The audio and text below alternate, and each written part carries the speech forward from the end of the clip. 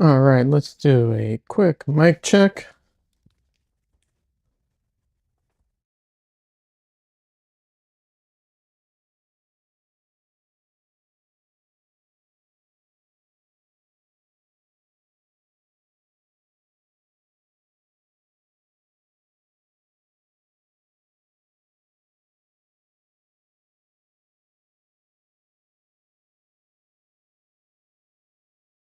Sounds good to me.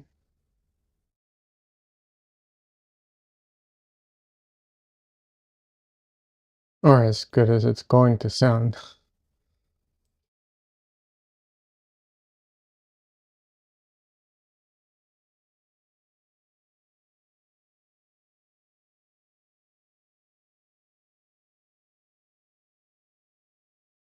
Anyways, I hope everyone's having a fantastic week so far.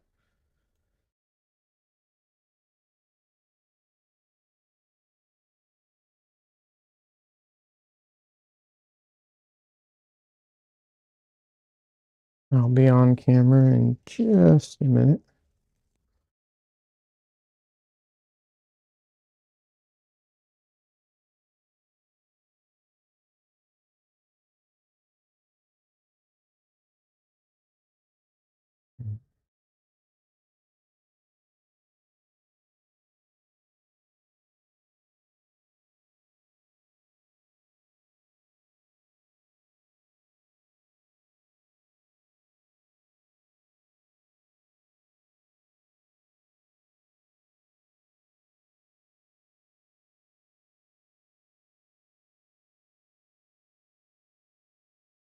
Alrighty.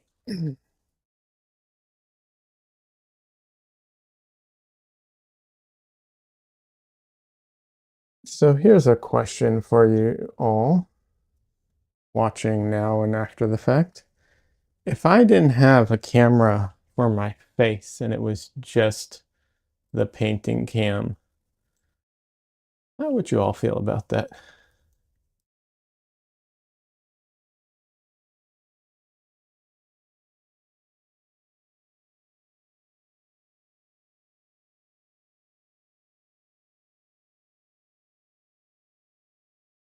I'm just curious how people would feel about that.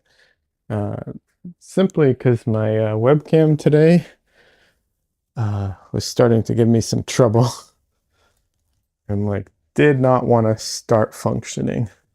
Obviously, I got it working, but it is a very, very old camera.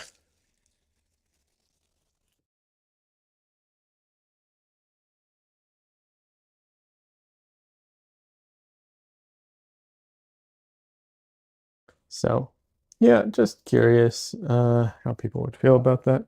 I could always change where where the camera is. I could put it like behind me. I know people do that for speed paint sometimes. Obviously, that works better on larger paintings, but yeah.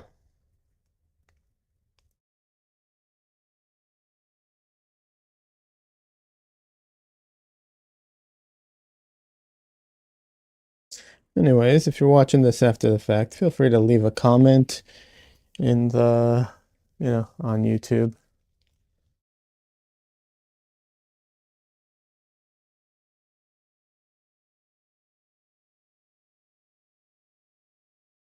So after my stream on what day was it? Sunday? Yeah, no, yeah, Sunday. After my stream on Sunday, I don't remember if it was same day or yesterday. I think it was Sunday night. I went back over this and as normal, things shifted around a little. So I went in and placed put marked up everything that was kind of out of place. So now I have to go in and, fix it, which is very common for how I paint. So it's not a surprise or unexpected in any way.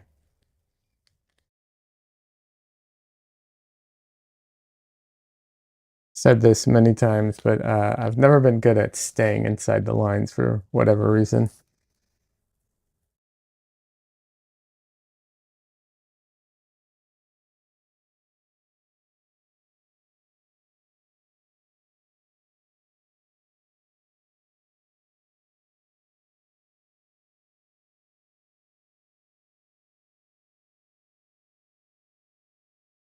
Oh, I did not realize I was out of oil here.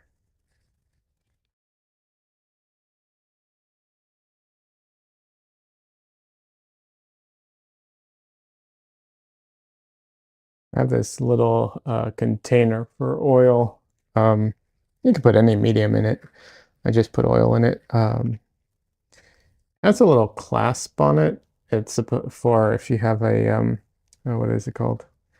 Basically, if you need it to grab onto your palette in any way. I don't at the moment, but you know, never know when that will change.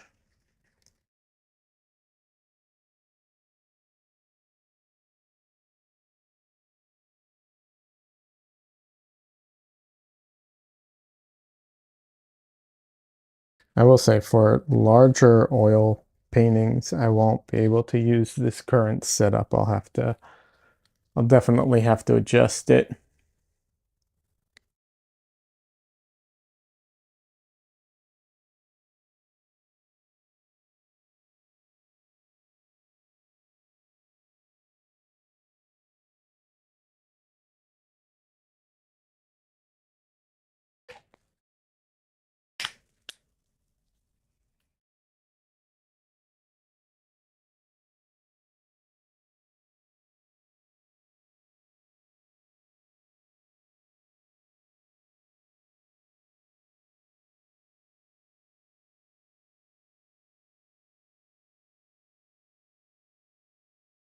Sorry, I didn't realize I had to prep so much today. I thought everything was good to go.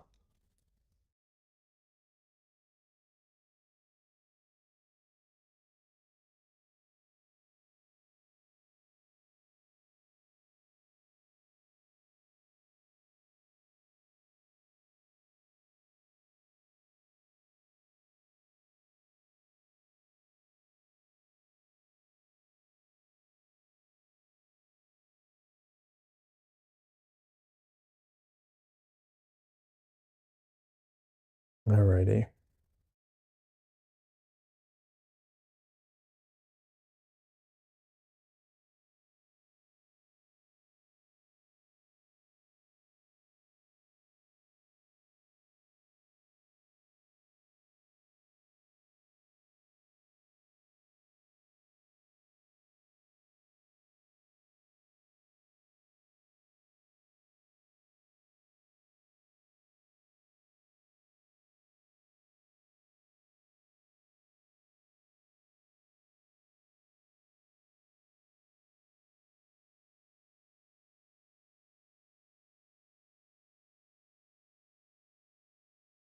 So one of the things uh, I've heard a lot and people teach a lot is to hold your brush from the back as much as possible, you know, stand far away from your painting.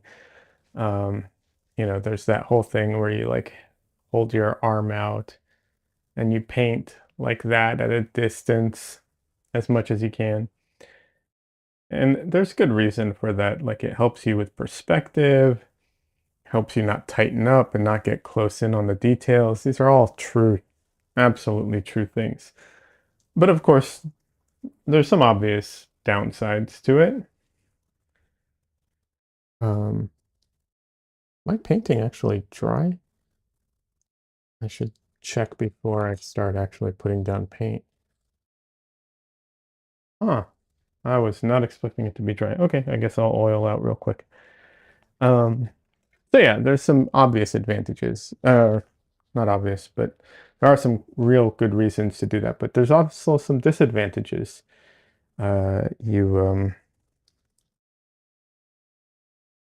You know, you control is one of them, right? For details. Obviously, our eyesight.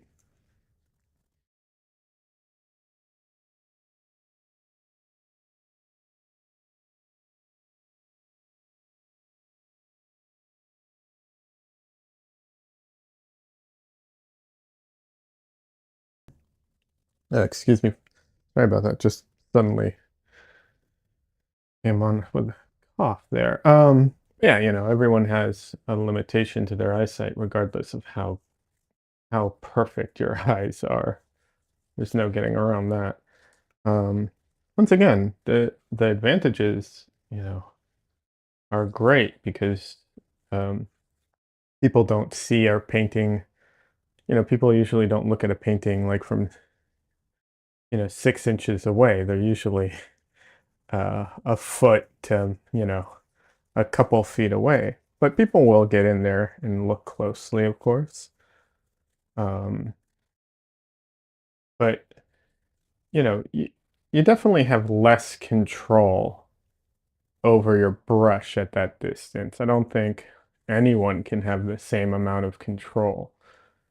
It The advantage though is that if you're painting from your shoulder, all your movements, you know, you can do bigger movements, smoother large lines. You can give your wrist a bit of a what's it called? A rest as well. Hello, 1 second. Mark says I do both. Stand back with my hand at the end of the handle, uh, doing landscape, but tighten up for smaller detail. Yeah, and most people do that. Absolutely, that's very common. I would say that's probably you know uh, anybody who holds it from the end at a distance almost will always hold it closer to the you know, you hold it closer to the brush part and get in tighter. There's a reason they have maul sticks so that you can, really get up close and steady your hand and so on. Like, no one's, I don't think, well, I don't know anyone who argues against any of that stuff. But the reason I'm mentioning it, like, well, one, because I'm trying to fill time, like I'm just talking. But the other thing is, some people don't hold it like that. They don't know that you should hold it from a distance and so on. But then the other thing I noticed is I started, um, even though like on this brush, for instance, the thickest part, trying to show the whole brush, thickest part is like here. So this would be kind of the natural spot to hold it if you're getting up close. But I find myself wanting to get all the way like up to the ferrule there a lot of times. And I think part of that is I painted with this brush a while ago. Um, and I really like the form factor of this brush. I don't know that this is the best brush in the world. I'm not claiming that, but I really like the form factor for, I don't want to say for all detail, but for like yeah, I don't know that I'd use, obviously it's a wide brush, so it's not for detail, but I do really like this form factor. But this brush, I have to modify it. It's for acrylics, and it's too thick. It soaks up all the paint. I need to actually get some pliers and crimp this part tighter. I just haven't had a chance to do that. By the way, hi Mark, welcome. How are you doing today? What are you up to? And what kind of paintings do you do? And if we know each other outside of streaming or something and I'm blanking on your name, I apologize. I have the hardest time transferring names from one place to another. Do you do landscapes also? Sometimes. I recently did a landscape for a charity. I don't have any pictures of that, but I did do it on stream. Well, most of it I did on stream. But I don't normally do a lot of landscapes. I've done some plein air painting. I'm really bad at plein air painting.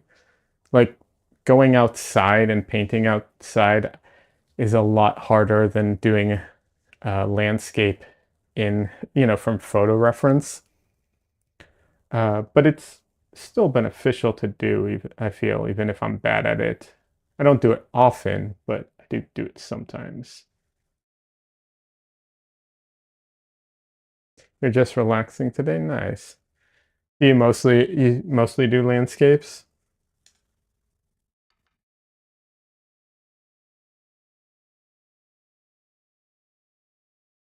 And you can't share links in what's it called? Yeah, you cannot share links in the chat. But if you join my Discord, you can share links there for your what's it called? Social media if you want. You can't don't spam it, you'll get, removed. But if you want to share your artwork there, you can. Um, and that, it's a fun community, I think. Uh, Always welcome more people to join. So you mostly do landscapes. Okay. Yeah, I wish, I'll be honest, I wish I enjoyed painting landscapes more. I need to do some more of them. I need to do more without a doubt. Because I think that there's potential for me to find something that I enjoy in landscapes, but I haven't found that yet. Whatever that is, I have not found it yet. Um, I enjoy landscape paintings. I'm just referring to the process of making them, not other people's paintings, right? To be just for clarification, because I think people sometimes mistake the two, and it's like, or conflate the two. Just because I don't enjoy doing something doesn't mean I don't appreciate them or appreciate, other artists. I just don't personally enjoy the process. I feel that way about glazing as well. Like I do not enjoy, uh, glazing techniques in my paintings, but it works really well. There's no doubt about that. Like it, it's very effective and can get beautiful results.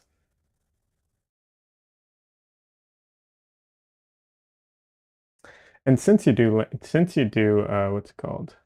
Uh Landscapes, I have a question for you if you don't mind sharing, which is, do you enjoy plein air painting and do you enjoy like a particular type of landscape?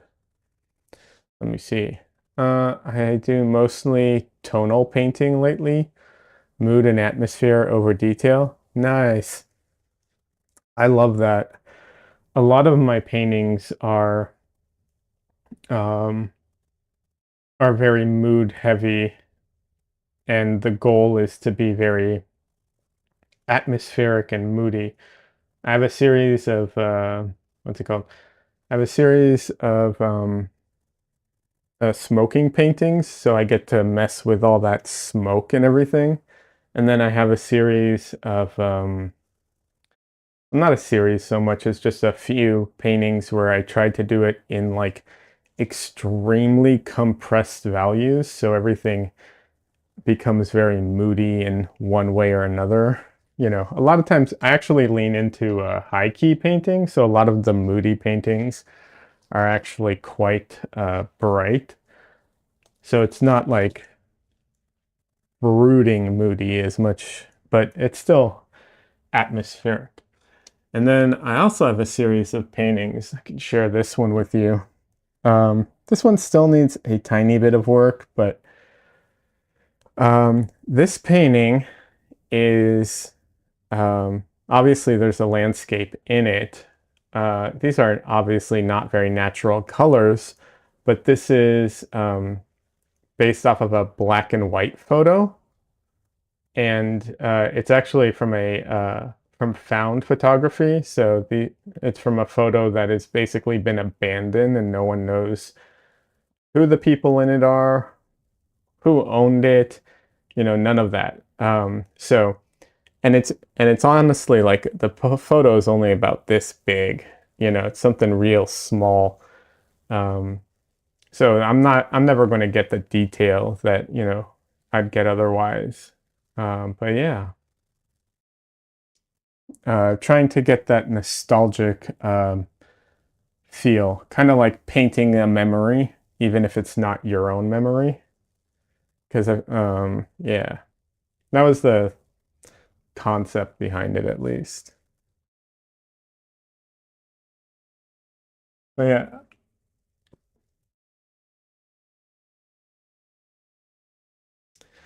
let's see. Mark says I don't enjoy plein air painting. Plein air, actually, like the comfort of my studio. I feel you. I feel you there. I think it's a type of thing where I think it's good to do occasionally, if for no other reason, but because um, cameras just can't capture as much, as our eyes. Like cameras just don't see as well as our eyes do. Even if they can see detail better than our eyes at a distance, maybe, or something like that. But nah, they still just don't compare. Let's see. Mark says, by the way, there's a bit of a delay, so if things seem a little out of sync, I apologize. There's no getting around that, unfortunately. Mark says, it looks like a pic from the 60s. It is a pic from the 60s. All the found photography I use is pre 1972. I do that for copyright reasons so that I'm not by accident stepping on anyone's copyright or anyone's, uh, anything. And because most likely the people in it at this point, I'm not going to say that they're necessarily dead, but uh, no one's gonna, it's not gonna offend anybody or anything like that, basically. I don't want anyone to feel like, come across it and be like, hey, wait a second. That's why I also, I don't usually go too much into detail. There is one I did a portrait, but generally I try to avoid portraits. And I also edit the photos a bit and all the colors and everything. So, I do some work on it as well.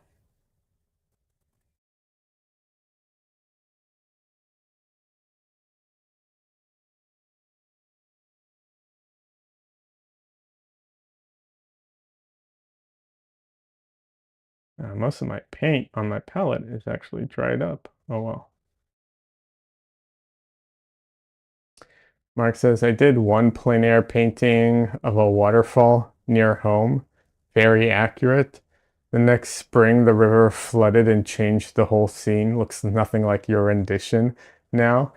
LOL. I mean, that's funny, but at the same time, that's kind of cool. You now have a documentation of what it looked like prior, right?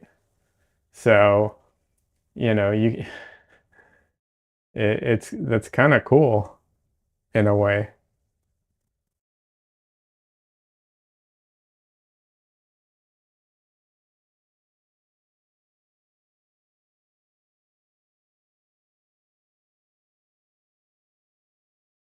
Yeah, most of the plein air paintings I've done, it's been a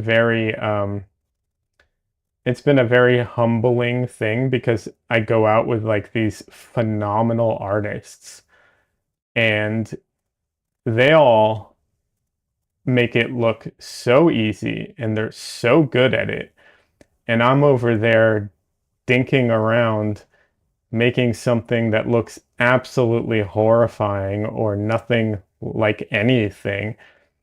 And I'm just like, I just want to tell everybody, like, no, the people who don't know me at least be like, no, no, really, seriously, like, I'm not this bad. I can paint. Like, really, trust me. I feel so stupid sometimes doing those things, but I still, like I said, I still get a lot out of it, I think. And it's nice when you go with friends who, you don't feel the pressure to show off kind of thing. And so just practicing.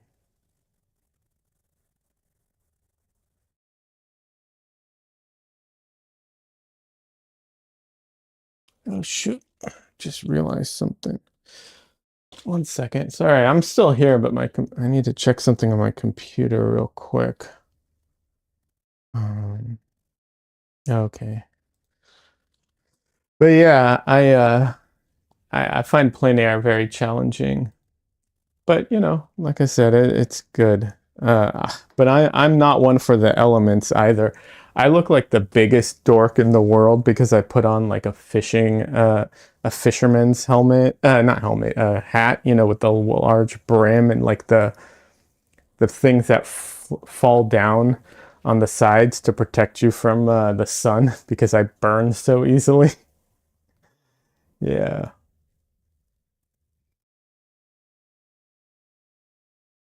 Yeah.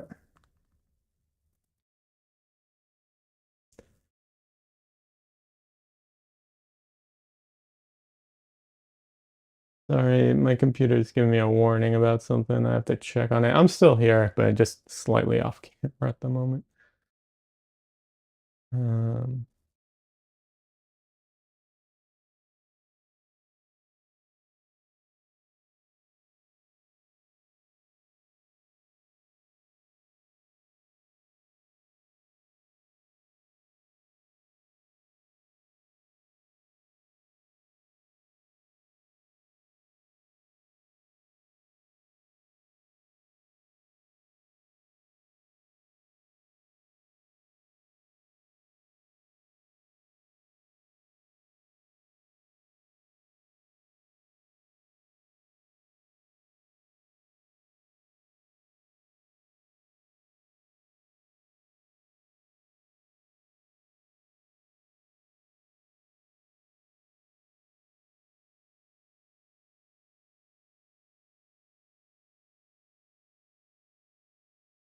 what medium do you like to paint in, Mark? If you don't mind me asking.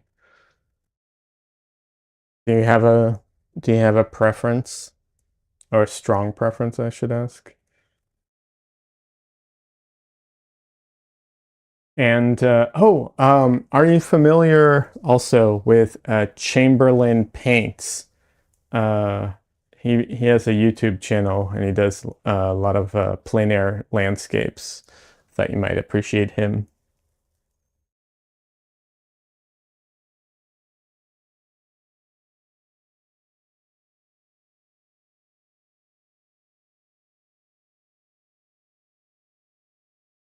Trying to think. I don't.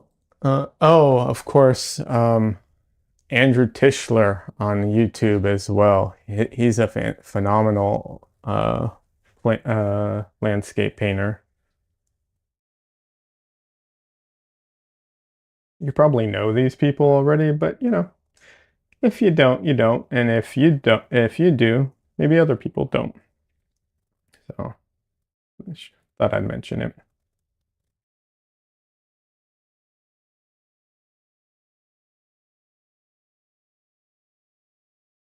And of course, if you want to follow a phenomenal oil painter on YouTube, I have two other recommendations, which is Chelsea Lang. She does mostly portraits, although she has done some recent plein air paintings as well.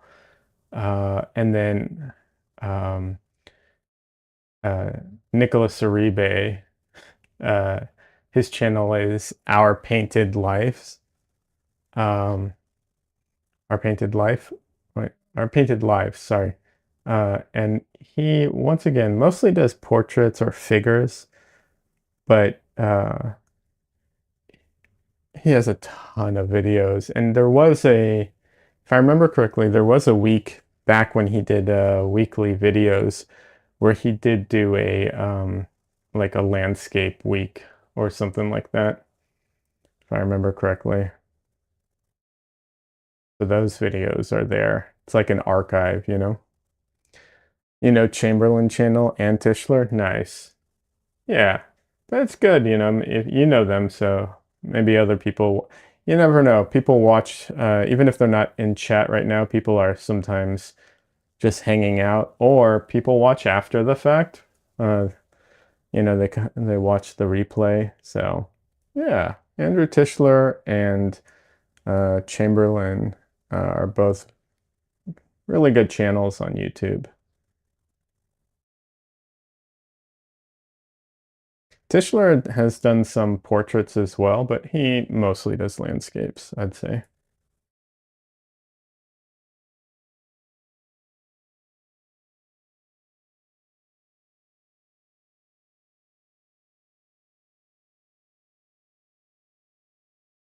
So you mostly paint in oils. Nice.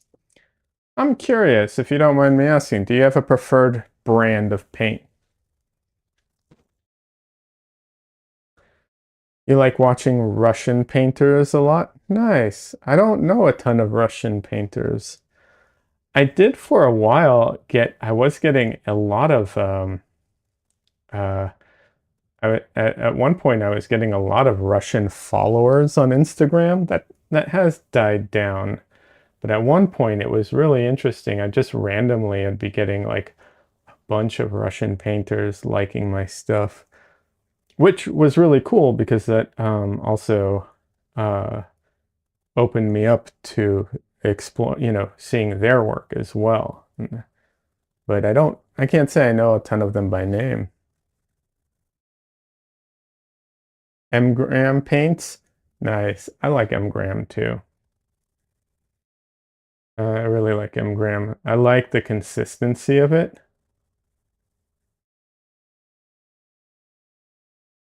The only thing I'm trying to think, yeah, the only thing I didn't like about M. Graham. So okay, so I really like M. Graham's paints. I particularly like their Mars Black. Well, it's kind of a fake statement because I like their Mars Black, but I've heard that other companies' Mars Black isn't as nice. So that's why I say I like their Mars Black, but I do really like their Mars Black. I just haven't tried others. Um, but I do have one complaint with M. Graham. One single complaint. No, two complaints. Sorry. One, I don't like that their white, their titanium white has zinc in it. I wish they would get rid of the zinc because I've heard that the zinc has some issues. So that's one complaint. And my second complaint is that some of the colors I want don't come in the big tubes. And I find that frustrating.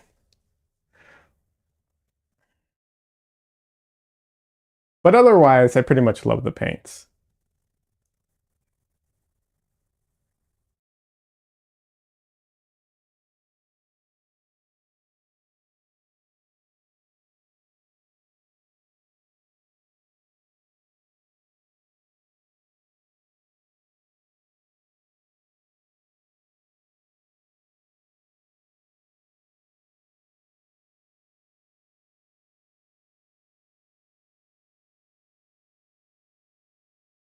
If you join the Discord, you're welcome to share other YouTube channels that you like in particular, since you said you like watching Russian painters.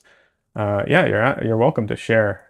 Um, I don't know that I think I have a channel for videos, if I'm not mistaken. So it's been a while. It's not the most active Discord in the world, but you know, I feel like it's active enough to be beneficial and not overly active to be annoying. But that's just me.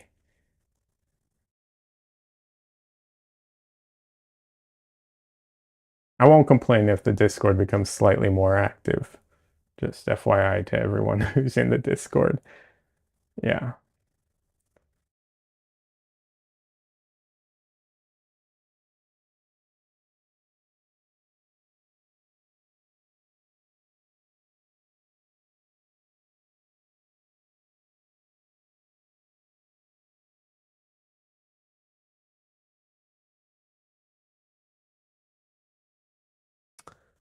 Mark says if you search the great Russian painters or the lyrical landscape of Alexei Servosov, those types of paintings are a huge influence on me and my style. Lost edges and stuff. Nice, nice. I'll have to search for them later, but I do love lost edges and like super atmospheric. Let me see if I can find. My style is kind of a mix, right? Like there's definitely a variety of things, but you know, uh hold on a second. This is in the way. But I do love also very like moody atmospheric things. Like even though this is not like outdoors or anything, this like hazy lost edges and stuff like that. I do enjoy that. So when I come across other painters who do that more or better or at all, I'm really a fan.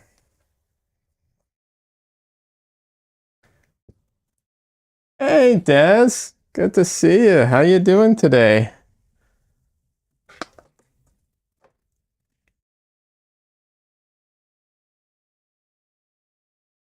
Who is that I'm painting? I have no idea.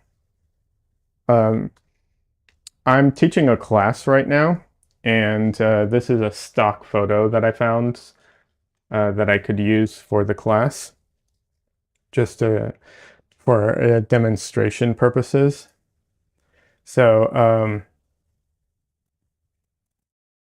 it's a 4-week workshop, and I'm trying to get this to a more finished state. Could not get that out for some reason. Trying to get this to a more finished state for Saturday so that I can show them the next stage and their homework and so on for next class.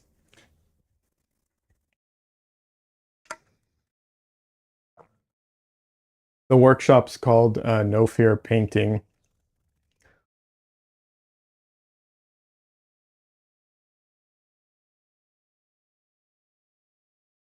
Have I watched Dennis Sheehan or Roger ben Benzimir? I don't know. I am dyslexic and I often struggle with names, unfortunately. Let me do a quick search for them.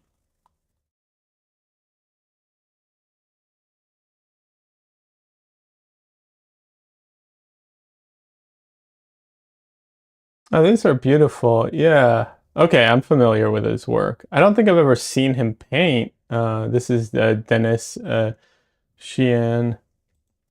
I don't think I've ever watched him paint, but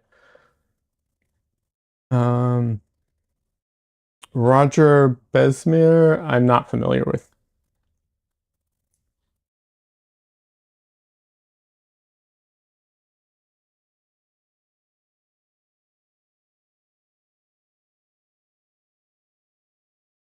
If you like landscape painters, I'm going to plug a friend of mine,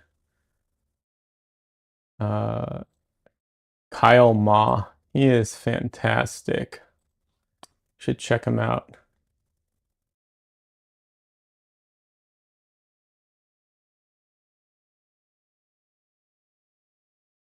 He's phenomenal.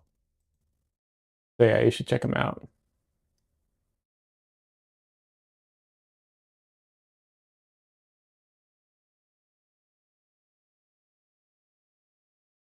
But yeah, Dennis's stuff is fantastic. I've never seen him work. I'm just familiar. Like as soon as I saw the paintings, I was like, I've seen those before. Um, yeah.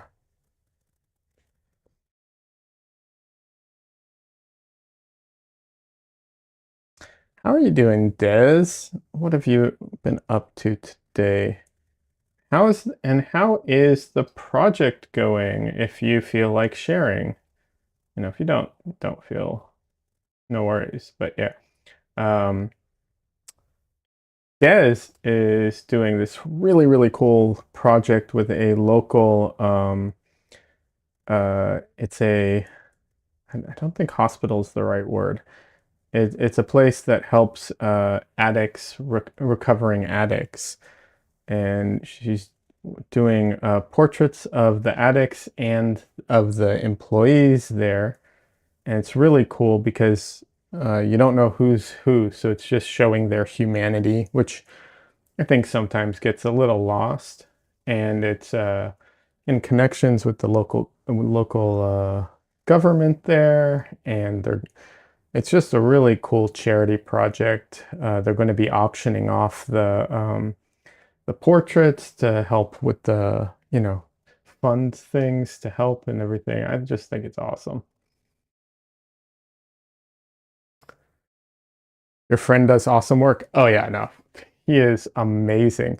And that's what I mean. Like, I've gone plein air painting with him before, and uh, it is quite the humbling experience because it's like this guy teaches, he teaches plein air painting, and he teaches landscape painting. He's just phenomenal.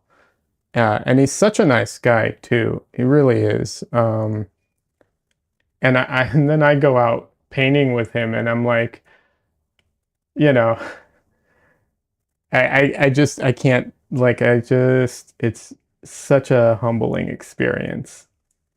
Because, like, if I showed you my plein air painting versus like a in studio 3 hour portrait session, the the difference between the two is wild. It's like one of them looks like someone who has painted for years and can paint, and the other one looks like someone who just figured out how to pick up the brush the other day.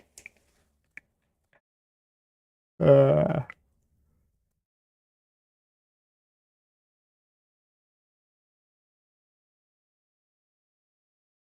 Des says the project is okay. My sister's having some issues that are delaying her participation, but hopefully she gets back on track soon. I hope so.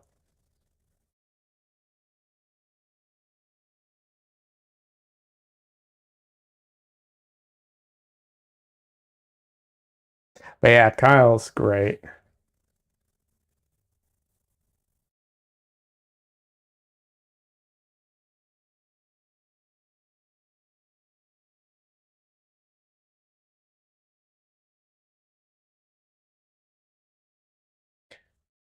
He's also, I'm going to talk him up a little more because he's not here.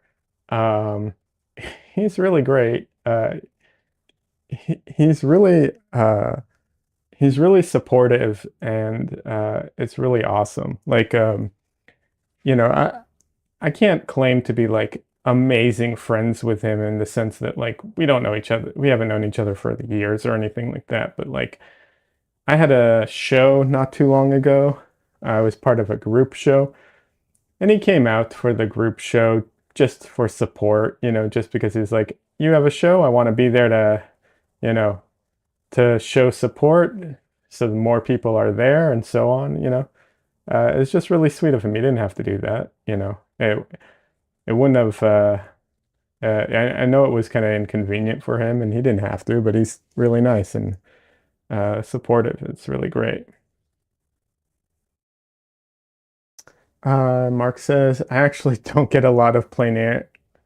I don't get a lot of plein air paintings. They go to the field, but they're so sloppy and quick with colors not matching. I don't get the point. Uh, I can see that. So I think I can't talk for everybody, but I think that one of the points is just that even if the colors are inaccurate, um, okay, I'll put it this way. I think there's some, right? Like, even if the colors aren't accurate, they are influenced by what they're seeing. Even if they decide to do something slightly different, it's not wildly different. So it is influenced by that. But the other thing is our eyes, um, our eyes just see more color variations and a wider range than cameras do. Now, there are tricks to compensate for that, but it's not perfect, you know. Our eyes are just uh, so much better at that. And I think it's also kind of like trying to capture the impression or the feeling of the day in an abstract way versus like trying to make it a perfect, you know, reproduction. I'd say that if I had to guess, that's where my mind would go. Also, there's another plein air painter I know who's phenomenal, and he can mess. Okay, two more plein air painters. Of course, James Gurney. Oh my God, James Gurney. I hate that guy. He's so good. By the way, I don't mean it. I love that guy. I've met him in person. He's like the sweetest, nicest guy. James Gurney is phenomenal. And then also, oh, is it Mike? What is his Instagram handle? Mike Gouache? Is it? Can never remember his name. Um, Mike. Uh, his name's not really Mike Wash. I just mean his handle on Instagram. Oh, it's Squatch Gouache, and it's Mike Hernandez. He is so good. Also super nice. Okay. And let's see, I missed some chats here. Des says I'm useless at landscapes. Fair, Des. And she also says to Mark, that you should watch Landscape Artist of the Year. Yeah, you should watch Artist of the Year. It's a British one, also a Canadian one. I love those shows. Portrait Artist of the Year too. Yeah, Portrait Artist of the Year is great. And that I hosted a Portrait Artist of the Year paint along. I did. That was a lot of fun.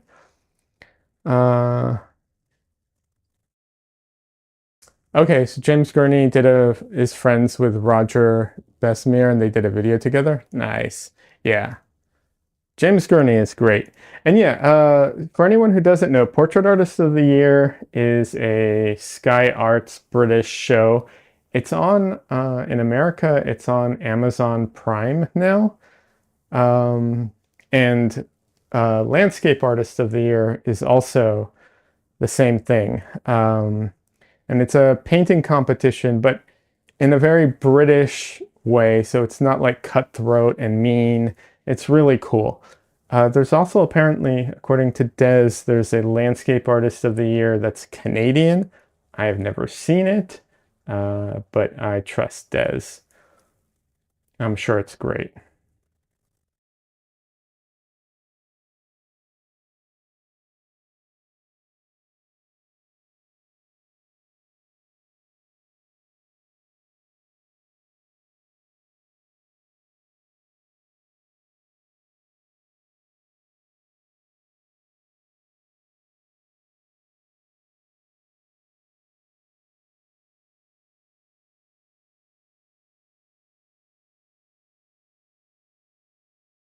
Oh, Des says you can find episodes on YouTube. That is true. If you do not have, you can find some episodes on YouTube.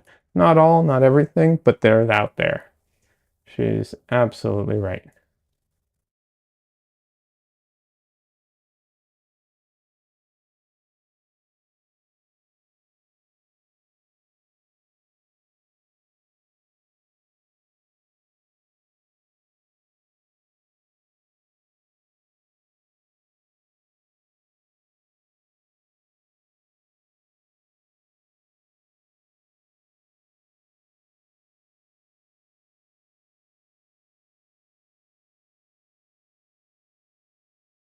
So yeah, this painting, unfortunately, I'm not going to finish today. There's no doubt in, like, I'm not even trying to finish it today. I'm just trying to get it far enough along so that on Saturday I can go in and show demonstrate how I would take it even further past that point. If I doubt it, but if I like suddenly speed through it or something, I have another painting over here, this one right here, that I'm also working on for the class. So I'll try and get that one done as well.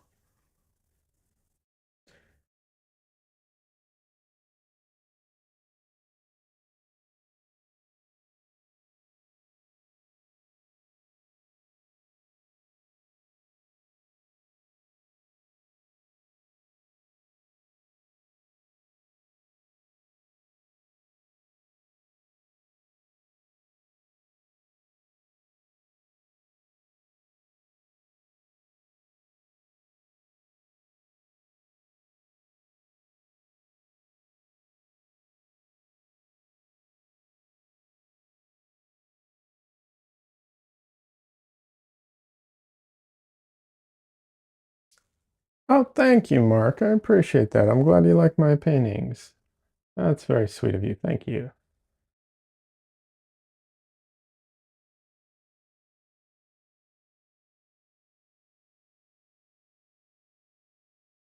Yeah, like I said, if you join the Discord, I'd love to see your work. You know, if like generally speaking, I would prefer it if you join the Discord because I think the Discord's a great place to like communicate and be a part of the community and so on. But I also understand not everyone's going to join Discord because not everyone wants to deal with another thing. So if Discord's not your jam, feel free to message me on Instagram or tag me on Instagram or Kara, and I'd love to see your work.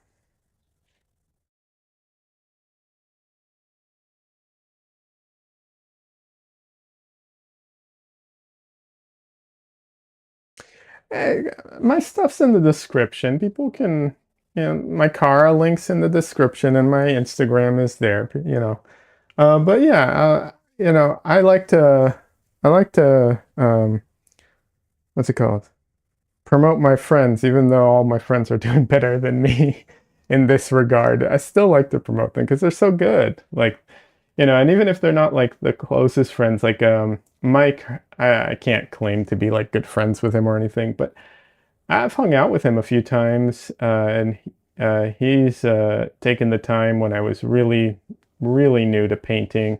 He took the time to like just answer questions and like just be the sweetest person. So, I'm happy to.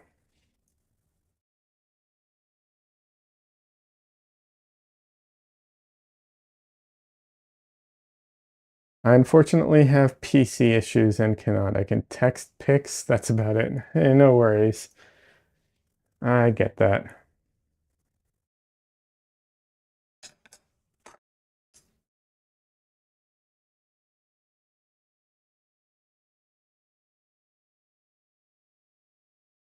Uh, my at the moment, my DMs on Kara and Instagram are open, so you're also welcome to just message me there. You know, I'm not like super,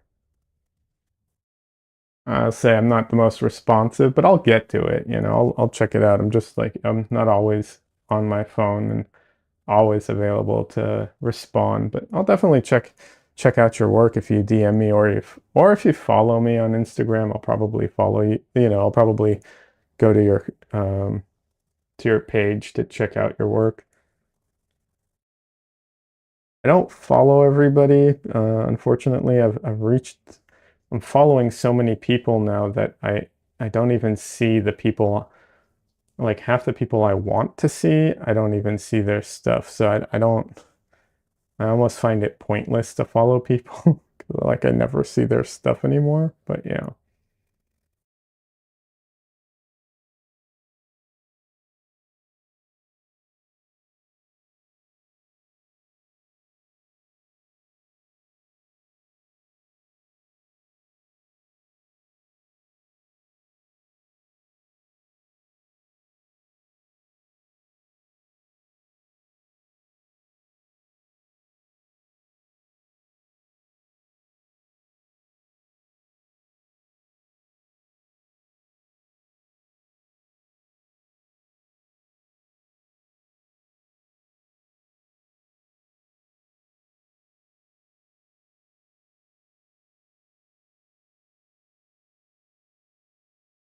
Yeah, I haven't heard anything about that bridge painting. I recently did a bridge, a landscape of a bridge with the water underneath the bridge and the sky. Like it was a vertical painting, very narrow vertical painting. But I did that for a charity, a local charity, but I haven't heard from them. I need to reach out and find out what happened with that. Because it was supposed to go up for auction to help to help with relief for what is it, victims of the recent fires around here in Austin. So yeah.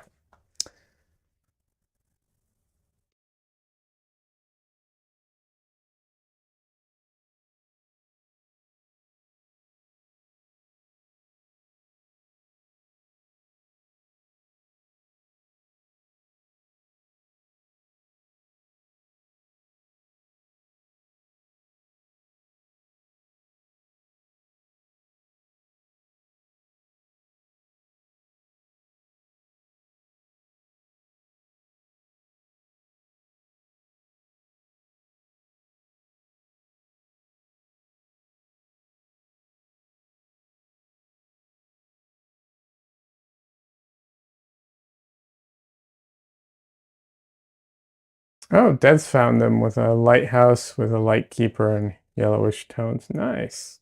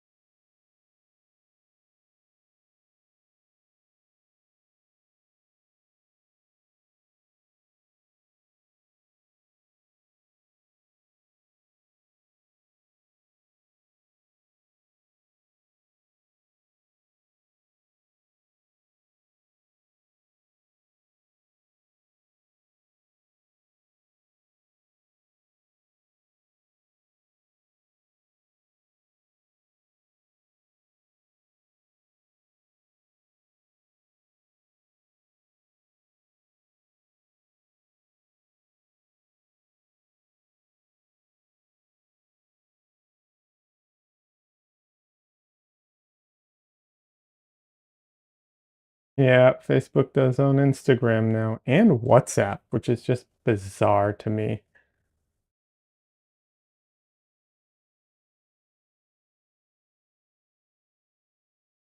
WhatsApp in America is like almost non-existent, but in other parts of the world, it's huge. People use WhatsApp to pay for things and everything. Like it's crazy.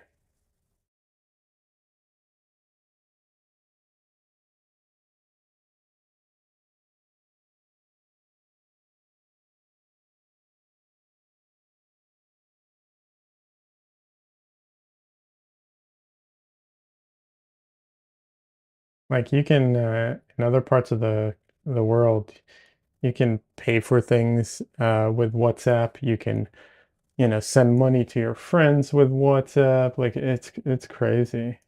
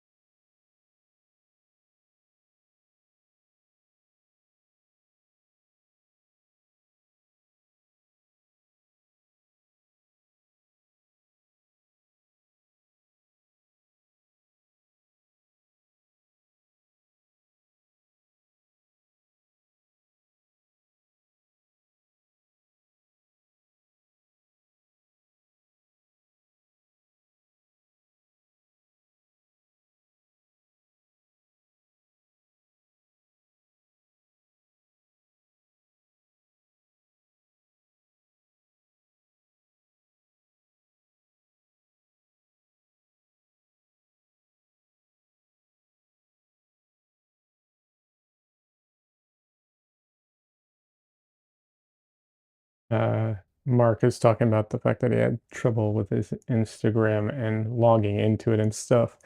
Yeah, sometimes stuff like that happens. It's so frustrating. I once, for like a year, I couldn't log into my,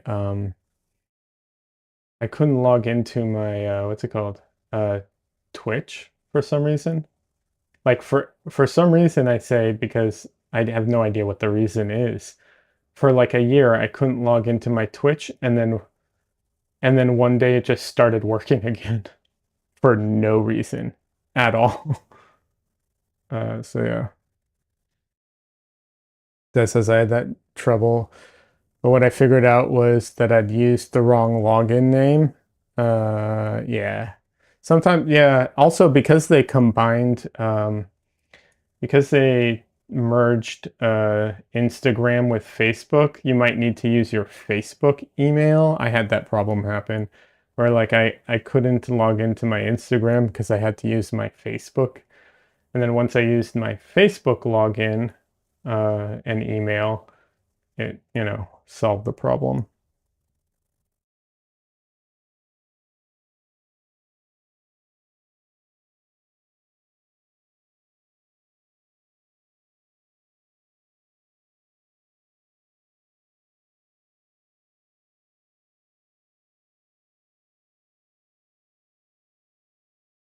But yeah, I never figured out why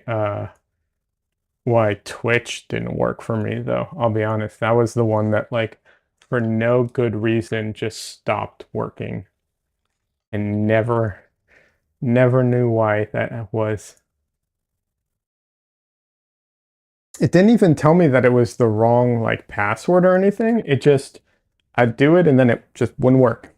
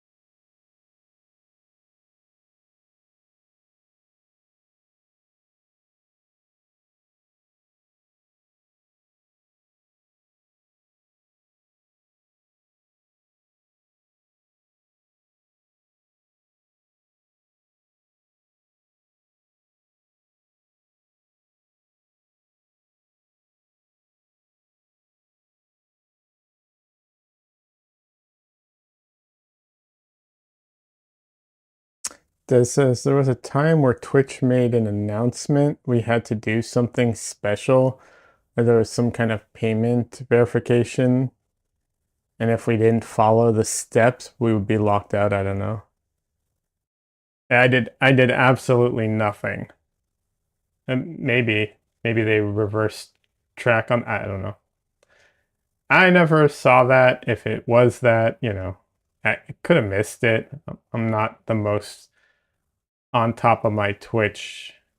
But that really did stop me. That was one of the things that made me like I do prioritize YouTube over Twitch if I have to, and that's one of the reasons why.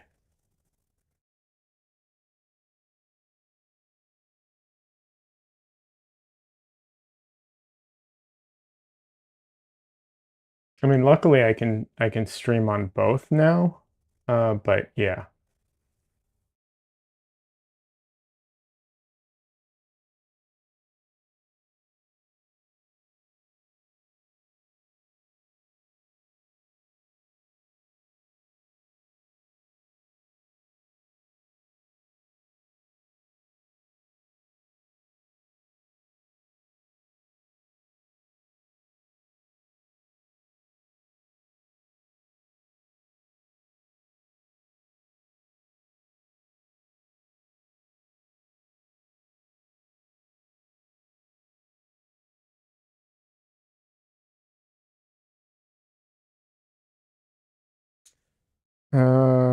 Des says I used to do exclusively do digital paintings, which is easy to stream, but now I do oils, which I'm not set up to stream. Yeah, it is a lot harder.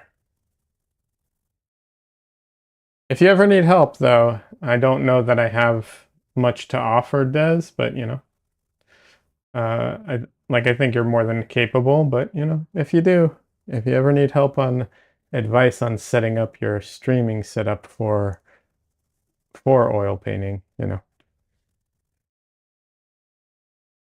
Mark says, I think I called the painting Lonesome Lightkeeper.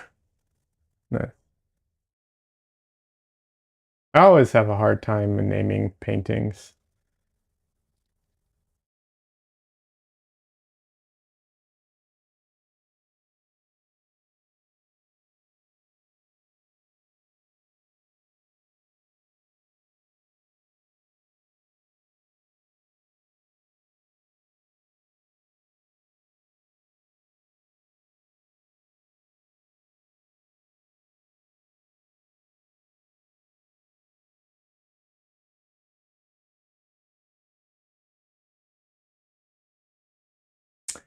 It says, I'm not willing to put myself on camera, though, so there's that.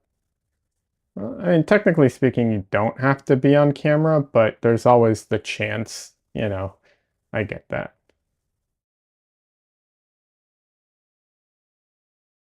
So I'm painting into the hair like this right now because the plan is later when I go back and I paint into this, I'm going to paint in the lighter parts of the hair on top. And that by painting into it like this, it helps with that like lost edge a little and it gives me the opportunity to put in all those like little wispy hairlines and stuff. I do need to darken it a little, which it does not want to go darker right now. There we go.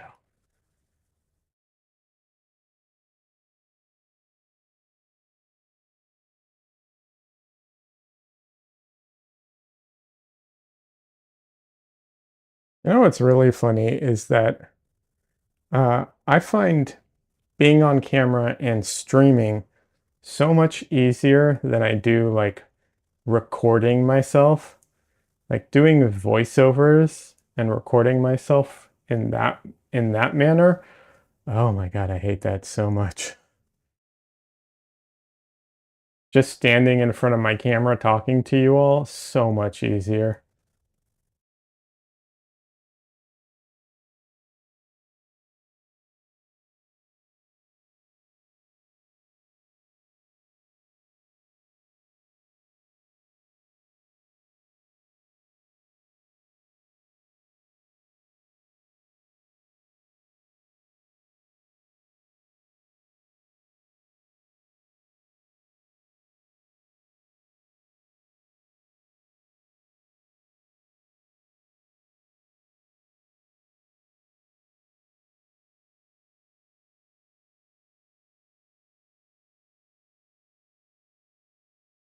Alrighty.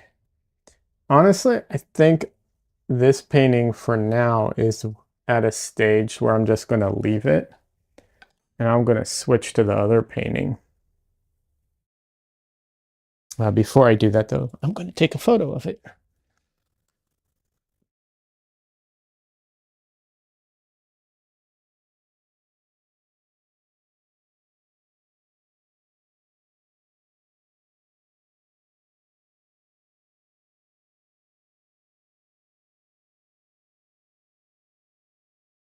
Alrighty.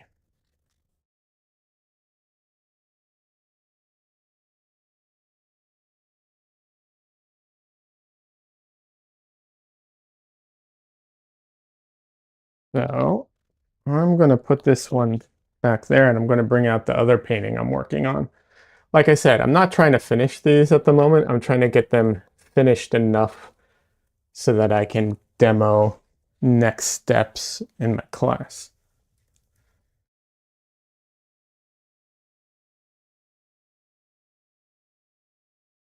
This is the other painting I'm working on, and this one's a kind of a challenge and a mess all at the same time.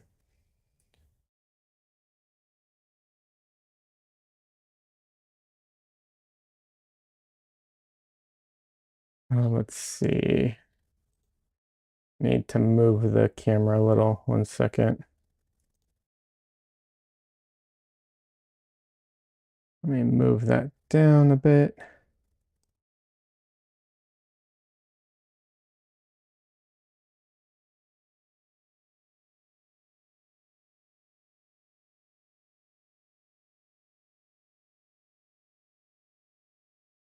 There we go.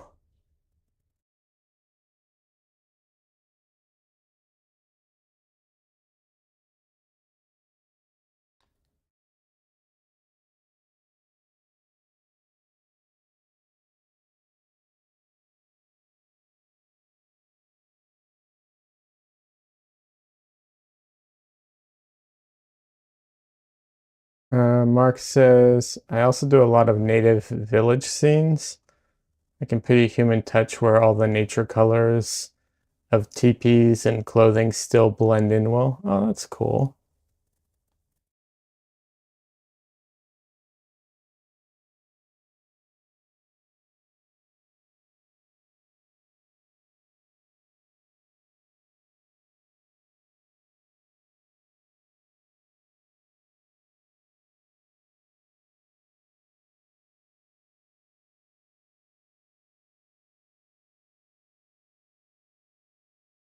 All right, I think that looks pretty good.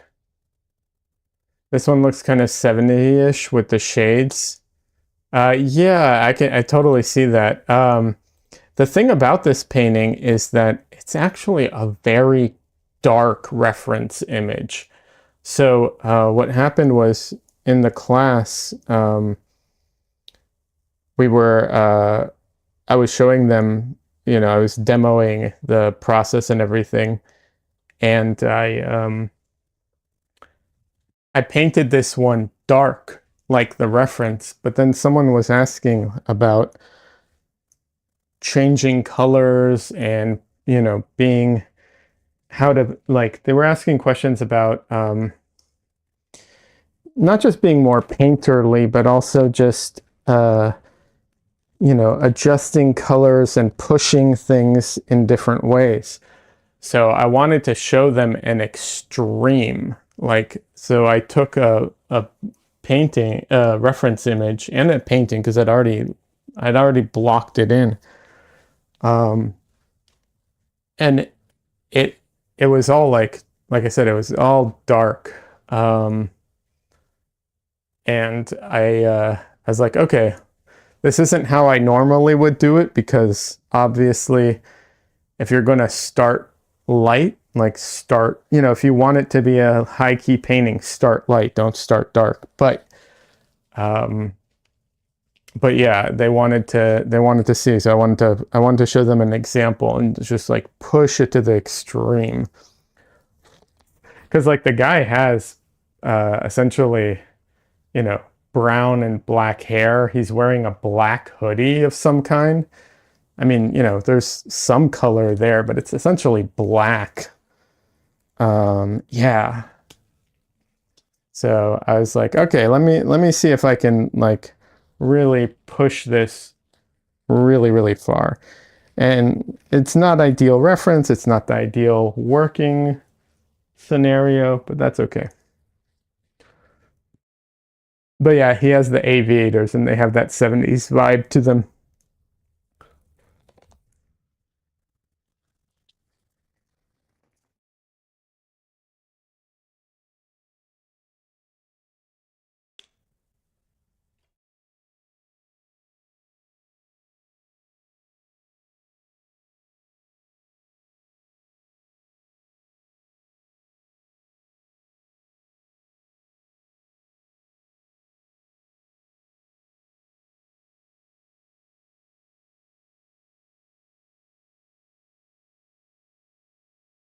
Okay, then most of this paint is actually dry. Good to know.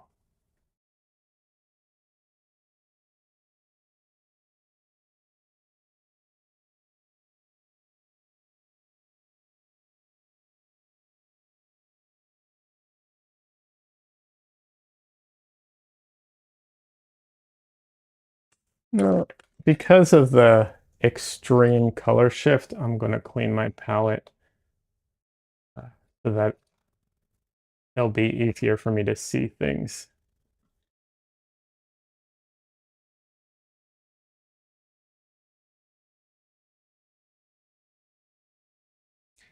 What happened was I thought I was going to paint yesterday and I didn't. And because I thought I was sure I was going to paint, I didn't bother putting my palette away.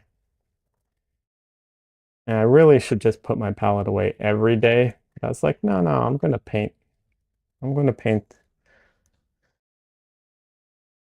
And then I didn't. Then all my paint dried on my palette.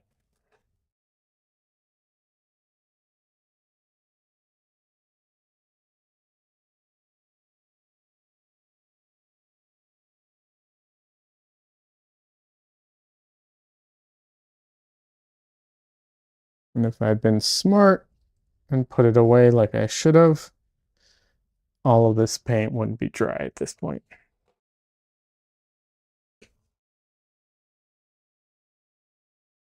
Oh well.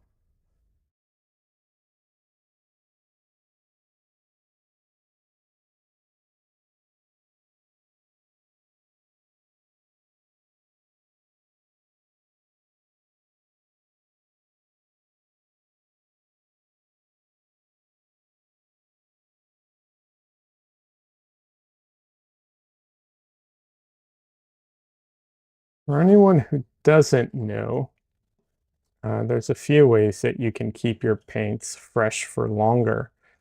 Um, certain pigments dry faster than others. So if you're using umbers, honestly, I don't know if there's anything you can do because those just dry fast. But aside from the pigments that dry faster or slower, some people put their paints in the freezer. Um, the less oxygen it has, the better as far as the paints go.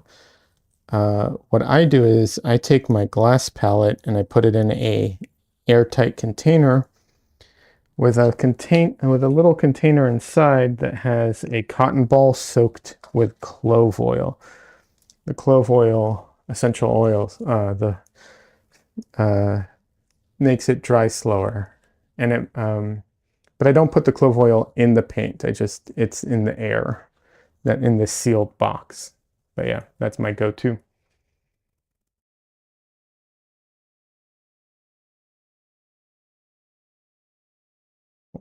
I'm sorry, what? How is that? Oh, wow. Okay, then.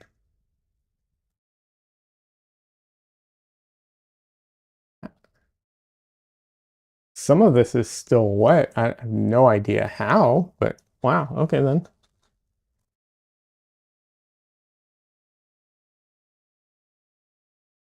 That is shocking.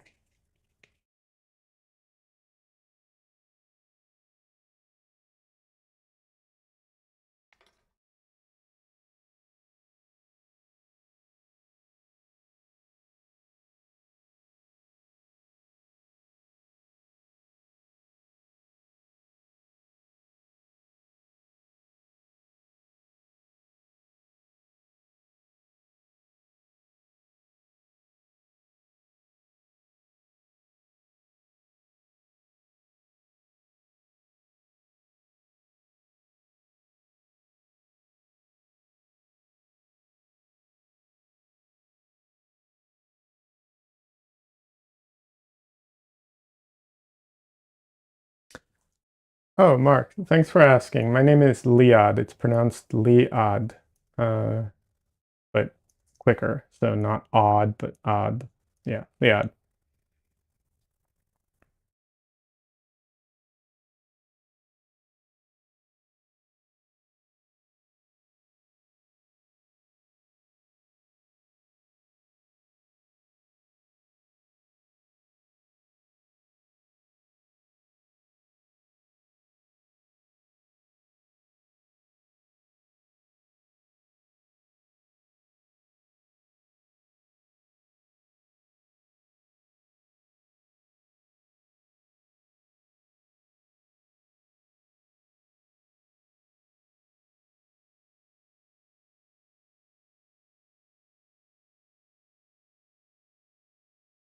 So I definitely have to go a little darker than what this is at the moment, uh, just so that I can have some, you know, uh, some room to move in values.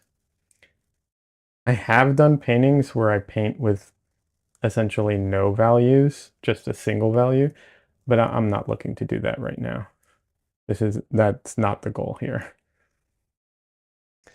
Unique name. Yeah, it is a unique name. It's not that uncommon. It's a Hebrew name, but the spelling is very unique. My mom's tried to spell it phonetically, so the spelling is very, very unique.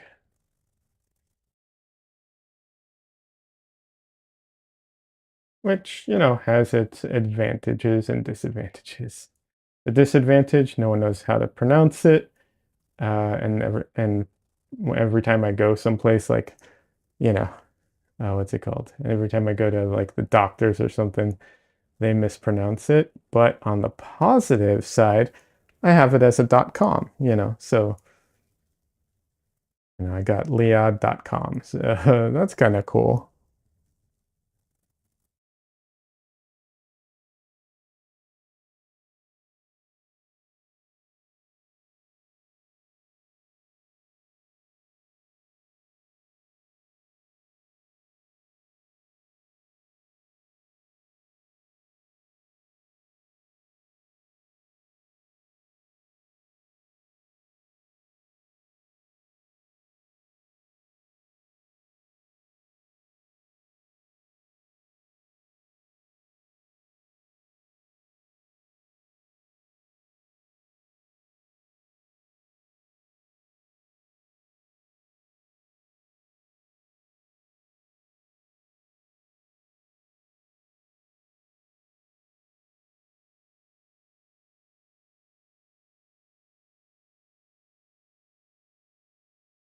So normally when doing a painting like this, I would probably edit the photo to match color-wise.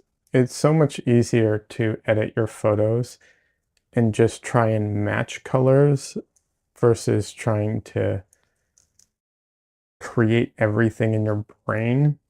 But because I did this on the spot in the class, I'm probably just going to keep doing it in my head and not edit the photo.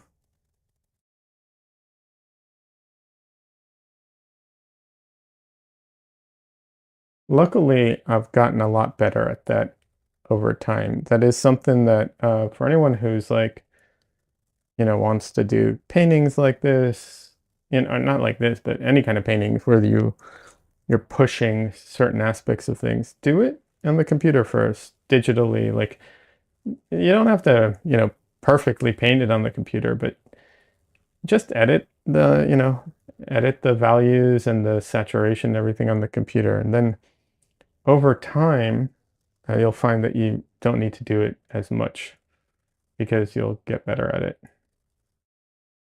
But it's good to have something to help in the beginning when it's a new experience.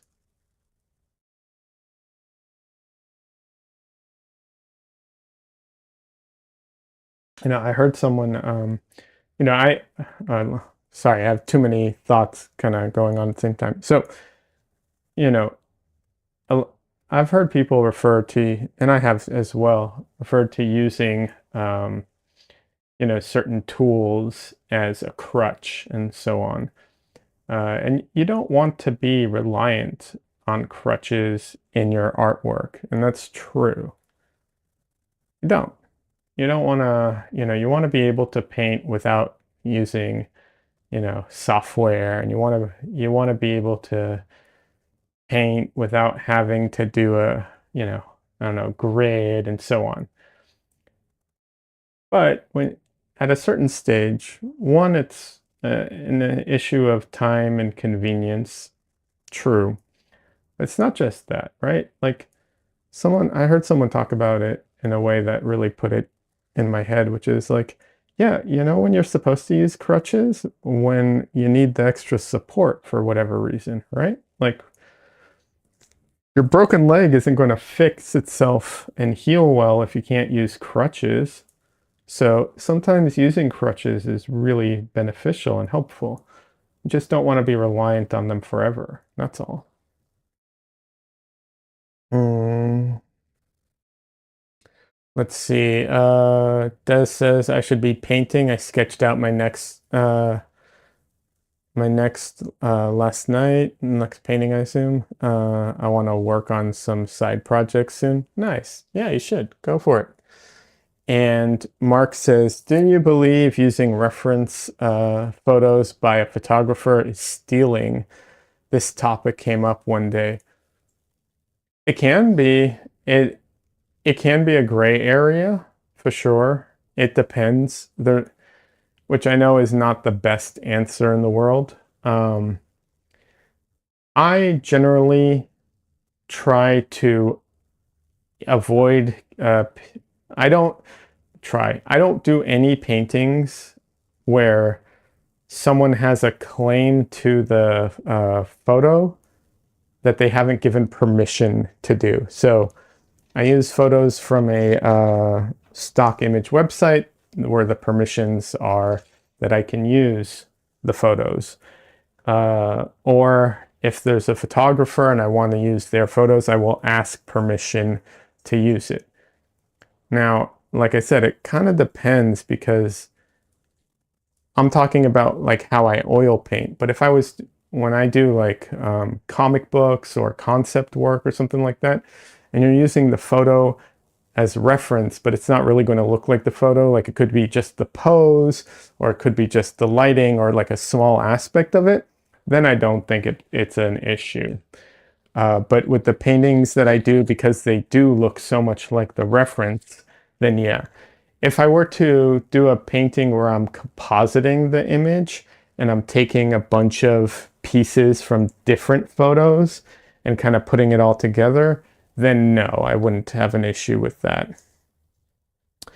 And we have a cat buddy here.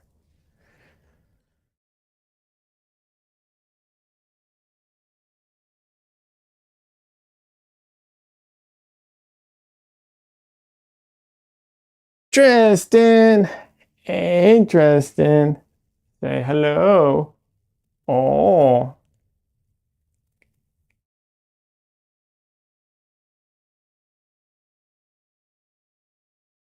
thank you. This is Dresden.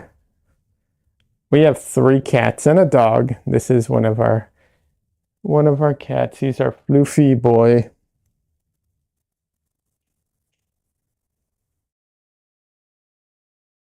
He did. Michelle's in Twitch chat. He did. He licked my nose.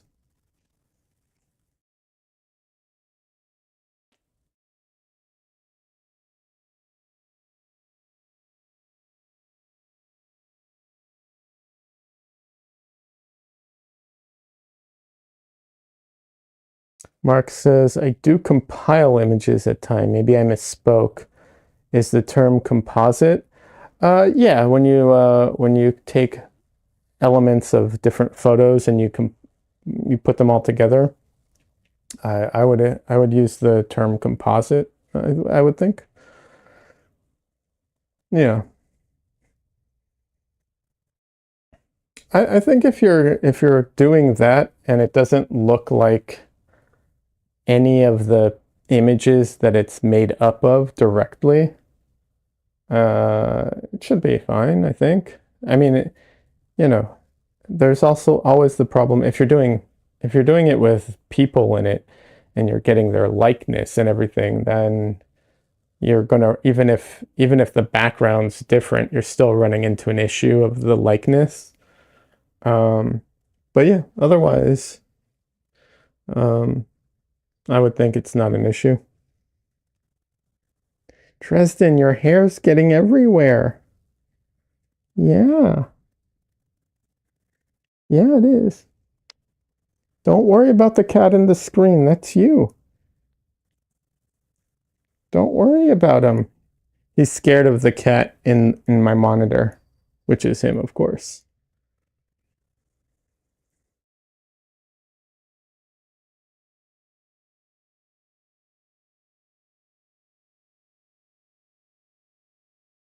All right, baby boy. I'm gonna put you down now. He's just purring and chilling. Preston, I'm left-handed. I can't paint like this.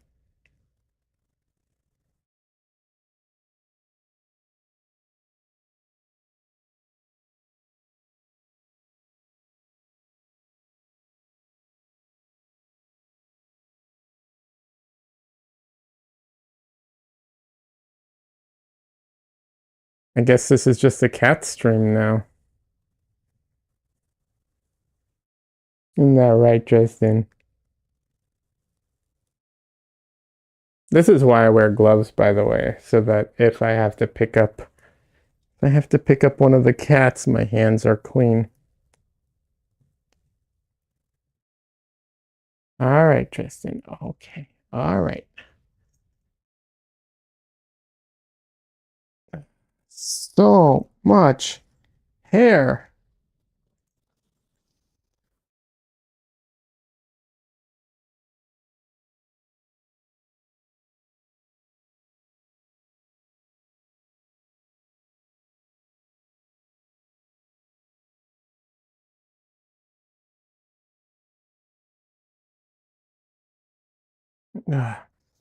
So for anyone who doesn't know, they have those rollers that do a good job of taking hair off, but if there's too much hair, they struggle. So for the initial rundown, like dehairing, here's what I do.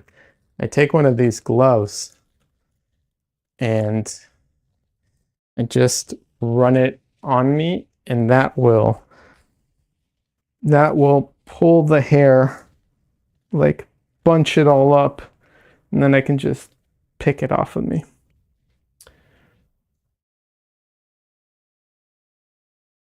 Uh, Mark says when I had cats, their hair was always in my paint. Know how much I vacuumed? Yeah, I figure if Van Gogh can have bugs in his paintings, I can have some cat hair.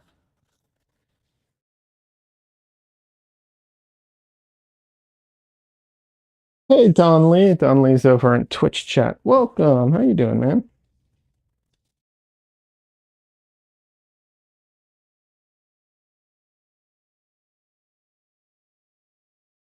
And I don't think I have excessive amounts of cat hair in my paintings, but I'll pick them out when I can. But you know, I don't feel like it's visible or anything. I feel so whatever, you know. As long as it's not like degrading the quality of the finished product, I don't care. But I do pick out hairs when they get there. Donley can't stick around. Hey, no worries, Donley. Thanks for stopping by. I appreciate it.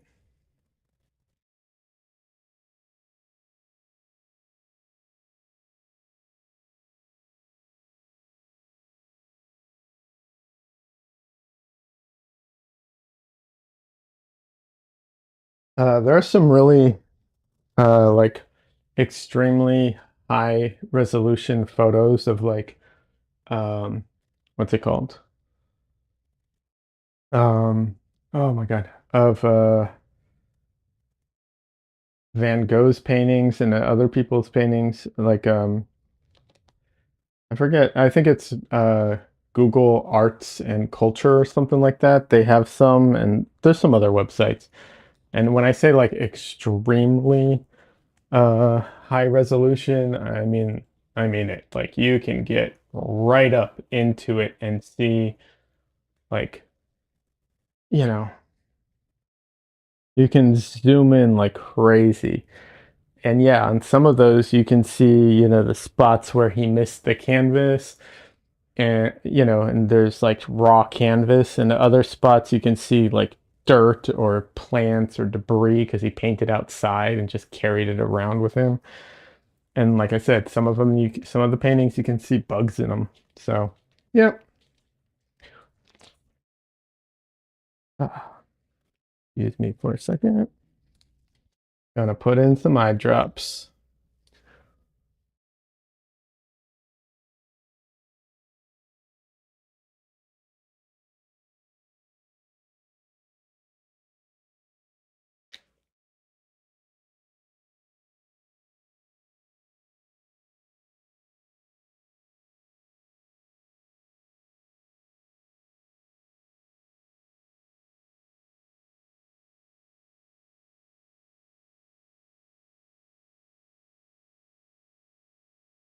I saw an advertisement recently. Um,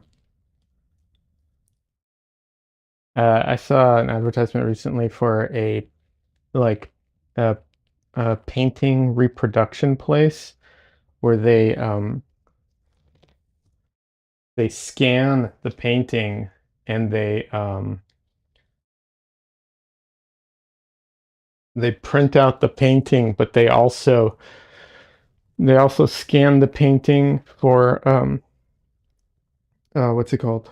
Like depth, so that it so they 3D print out, the texture of the painting as well, um, which is really interesting. Like really high-end reproductions, I guess.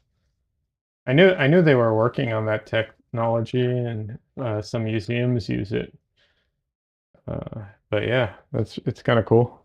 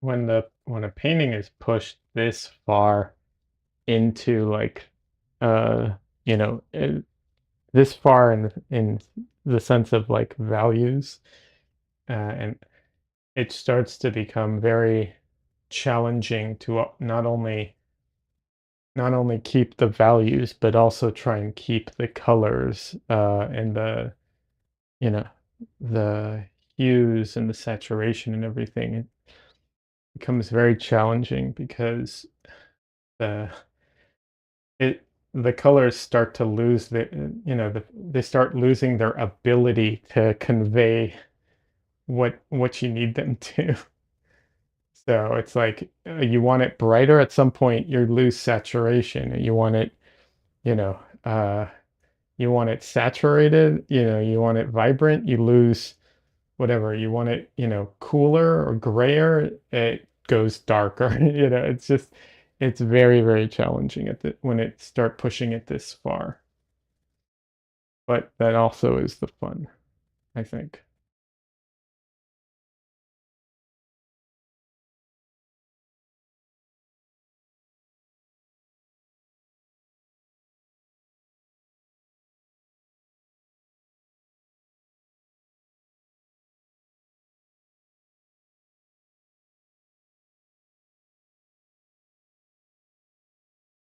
I do need to do another single value painting again. Those ones are just so fun. So challenging. Such a challenging exercise, but yeah, it's a lot of fun.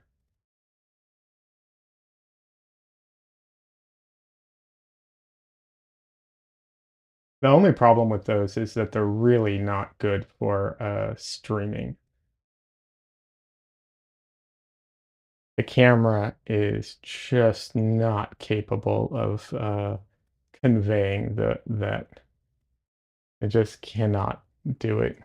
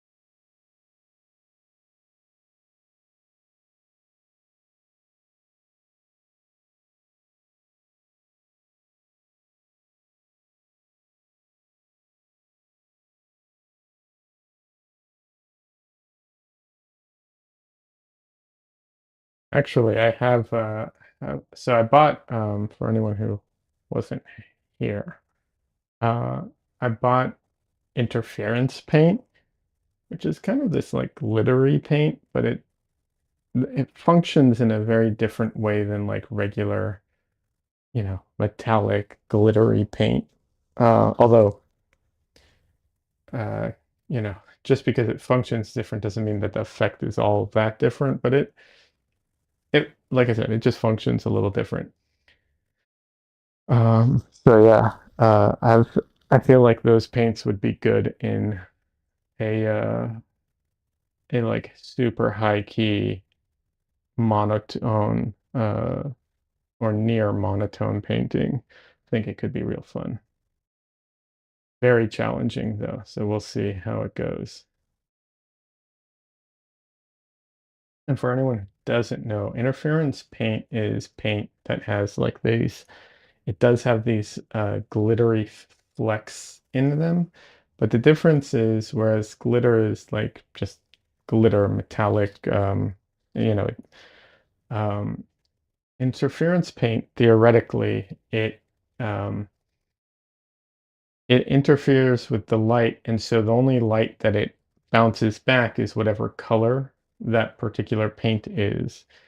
And in theory, and I say in theory because it works better with acrylics, unfortunately, and I bought oils, but what you're going to do.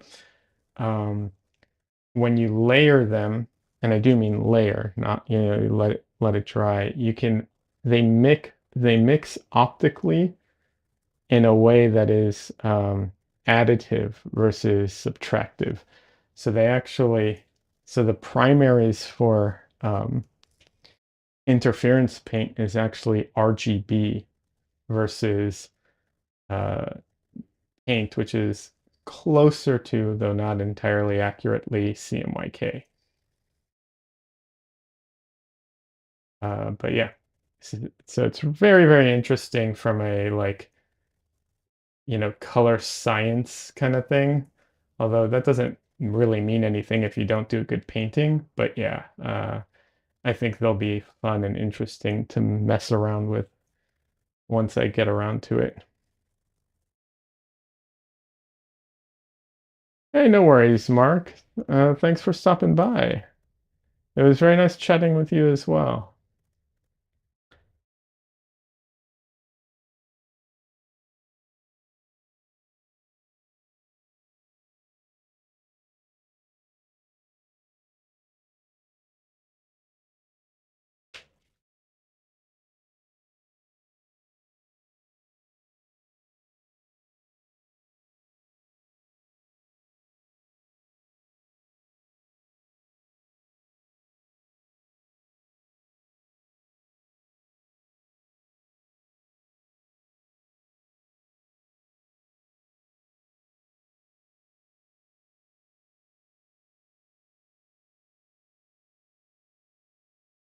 Oh, also have a great day. Sorry, my brain, sometimes I'm so focused on painting, I forget to like, you know, complete thoughts or sentences. But yeah, have a great day. Thanks very much for stopping by. I appreciate it. It was a lot of fun talking art and painting and landscapes and everything. But yeah.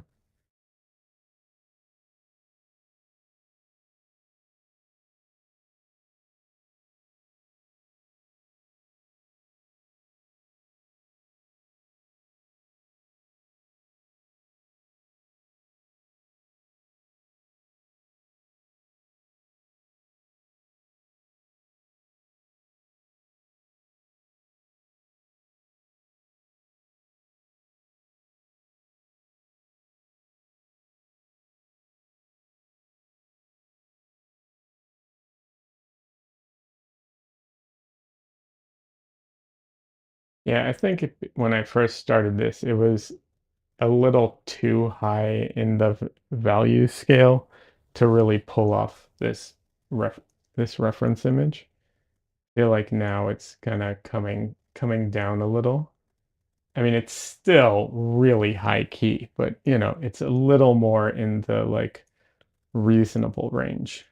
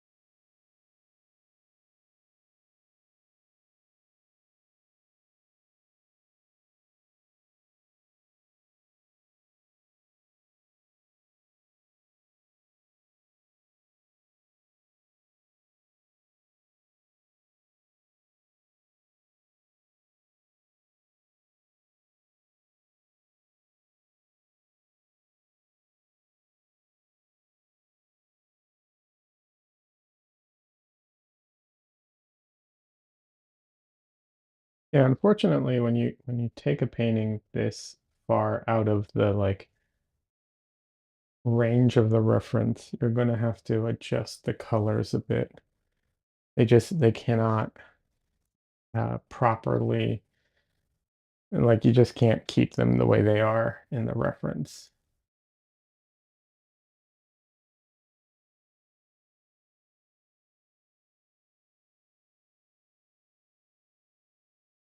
I saw this really cool video that went over the science of the color brown and why there really is no color brown, and why um, in the RGB like light strips, for instance, there's no brown color. It goes over all of that. It's interesting. If anyone's curious, the TLDR of it is the reason that there is no brown is because brown is just a darker, desaturated orange. So instead of saying dark orange, which people do as well for dark orange, it's a brown. Leans towards the redder, of course, but yeah, that's what brown is. So it's like if we gave, indigo. I know indigo is a different color, but everyone knows that indigo is a blue, right? Like indigo blue. It's as if we gave indigo a different name entirely or something. But yeah, that's a TLDR of it.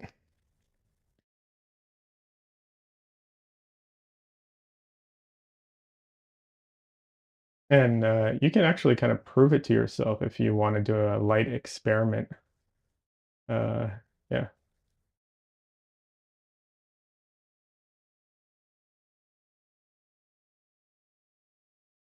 It just depends on like the light, like how bright it is and how bright the colors near it are and so on. So yeah, you can, there's a experiment. Forgot how he did it exactly, but you can kind of test it out yourself if you wanted to.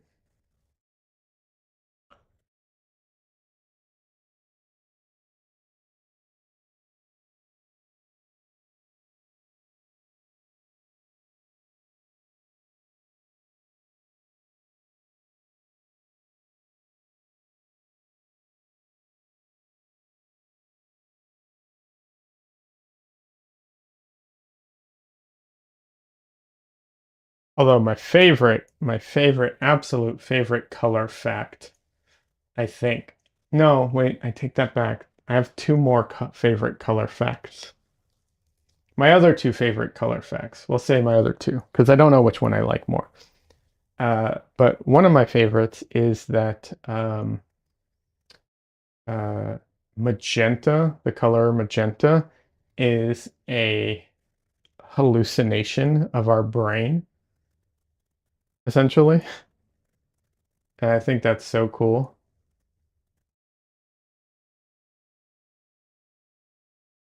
And the reason it's a hallucination of our brain, the way it works is we have three cones in our eyes.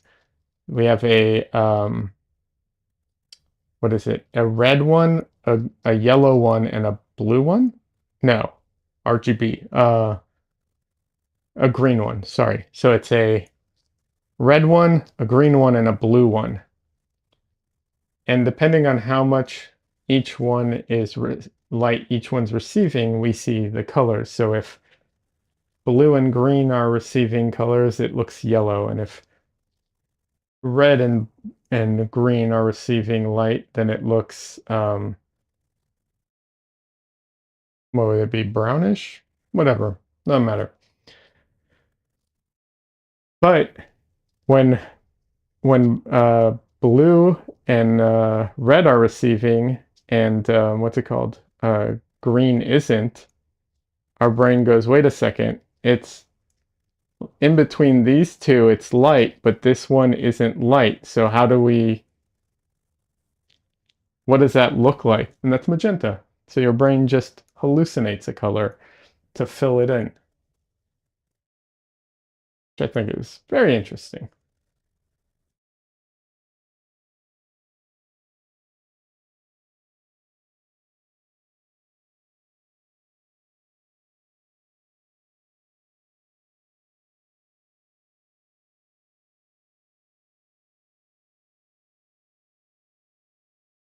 And then my other favorite paint, um, like fact, is the way that blue uh, is often uh, the way blue uh, exists in nature a lot of times. That is so interesting to me. So, a lot of things in nature that are blue aren't actually blue, but they appear blue. And the reason that they appear blue is because of their physical structure. So if you were to use a microscope and zoom in close enough, you'll see that there's a 3D structure to that, whatever it is. And because of the way that light hits it and gets trapped in it, and only the blue light escapes, that's why it looks blue. So, and it's mostly like the shimmery blue. So, like butterflies that have that like shimmery blue, peacocks, all of those things. If you were to take, peacock feathers and grind it up, it won't look blue anymore because this you ruin the as soon as you ruin the structure, it doesn't look blue. I just think that's so fascinating.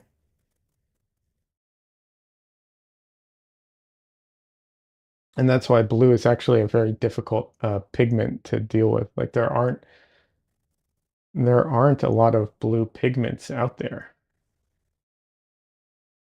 A couple of years ago, I think like a decade ago at this point, maybe less, but something like that, they discovered a new blue for the first time in like 100 years or something, and it was a big deal.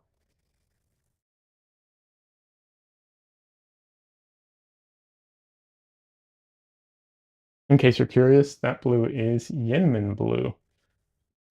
I've seen photos of it. I've never seen it in person, nor have I tried it. It's a little expensive.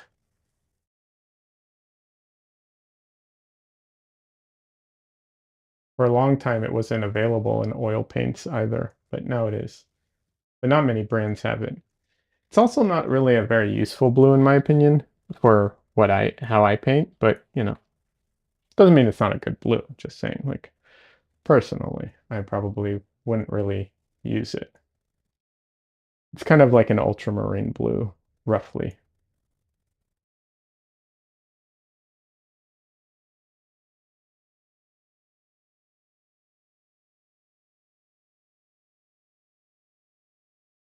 There is uh there is one blue that is uh, no longer made, and it is manganese blue. And any manganese blue you see now on in paint stores is probably going to say hue, and if it doesn't really matter. It probably isn't the real thing. Although you might find an old tube somewhere, like they still exist. But yeah, no, my understanding is no paint manufacturer is making true manganese blue anymore. The last one that was making it was Old Holland because they had a stockpile of the pigment, but I'm pretty sure they've gone through it all. So even they don't have it anymore. And I don't know. That makes me sad, honestly. Like, I don't know that I would ever want to use manganese blue, but I don't have the option anymore.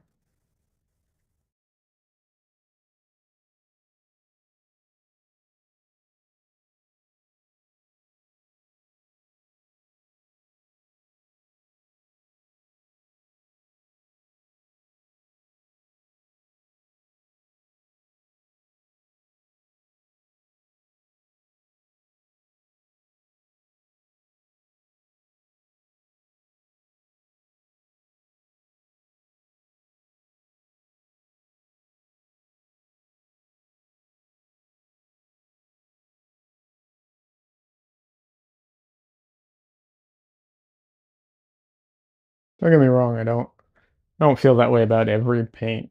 It's just that one was um, apparently really liked by a lot of artists back in the day. And there's nothing wrong with the pigment. It's just a rare material that they're not, I guess, mining anymore. Or it's either that they're not mining it anymore or there's literally none of it left. I'm not sure which one. But yeah. Not like mummy brown. I'm fine never using mummy brown.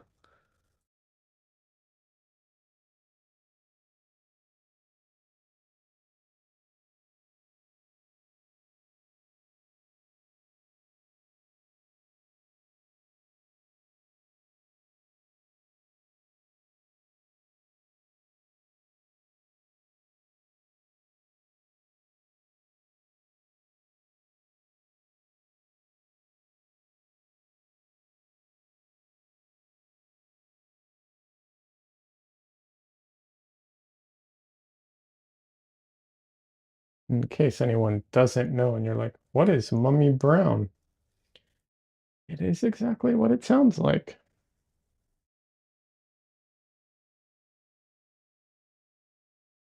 They made some odd choices back in the day.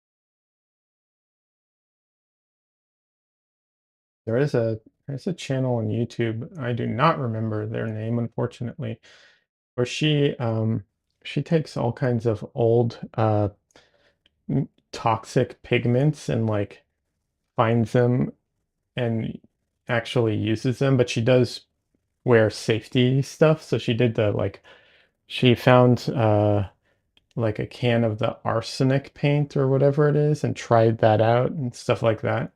Like I said, she does wear safety goggles and respirators and all this stuff, but it's really interesting, you know.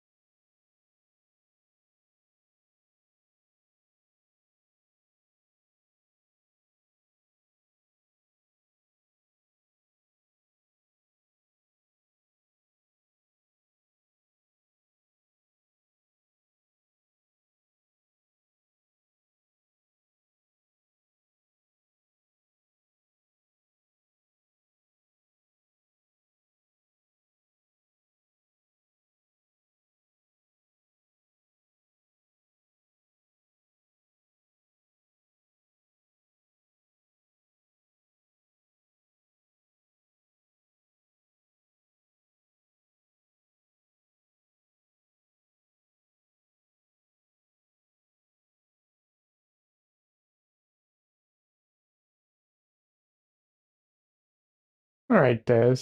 No worries.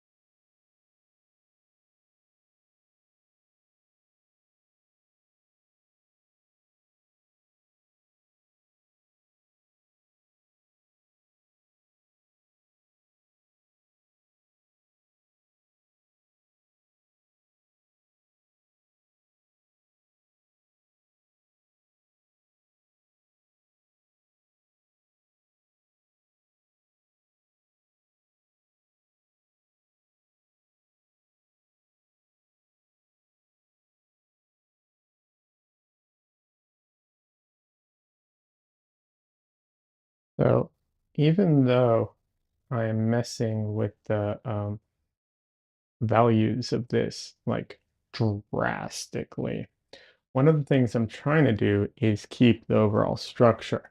So when I squint at it and I squint at the original, I'm trying to see all the things that kind of meld together and keep those things still melding together. So it just means that all those things that naturally kind of meld together need to stay within a value that will keep that effect, regardless of how bright or dark it is.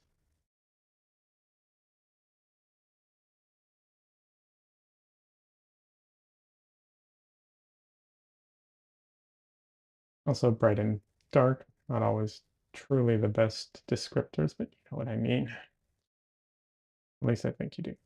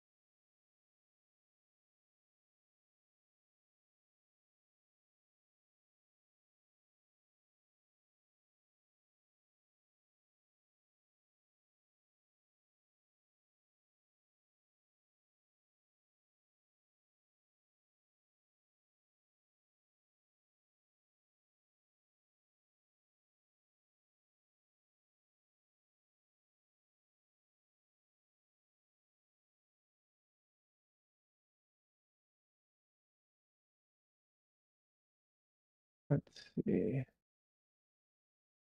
Just checking the time to be get going at some point today.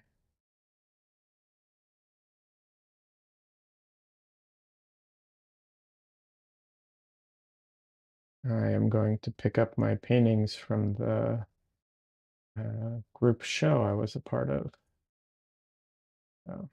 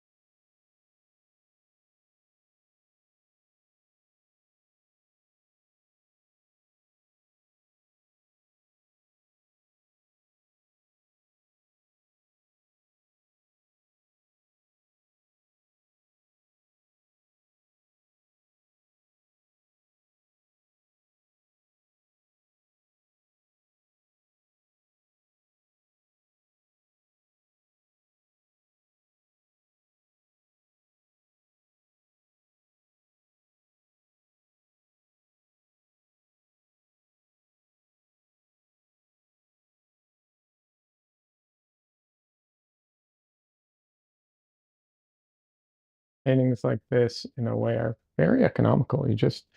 You barely use your colors. You just go through a ton of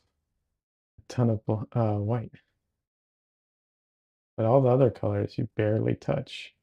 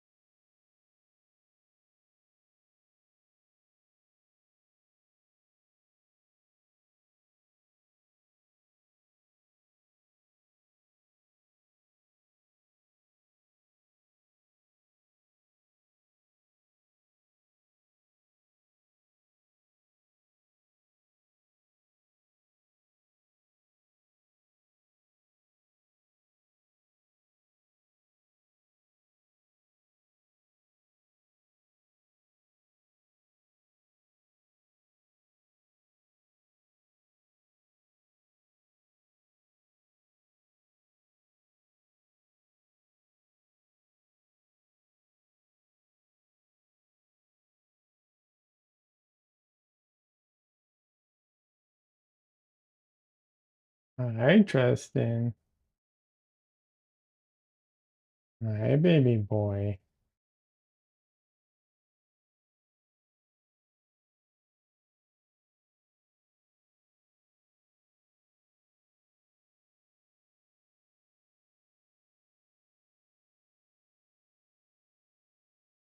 Close to dinner time, so they're starting to try and let me know, hey, it's dinner time. I don't know why Tristan cares. He doesn't eat his dinner half the time. Isn't that right, little boy?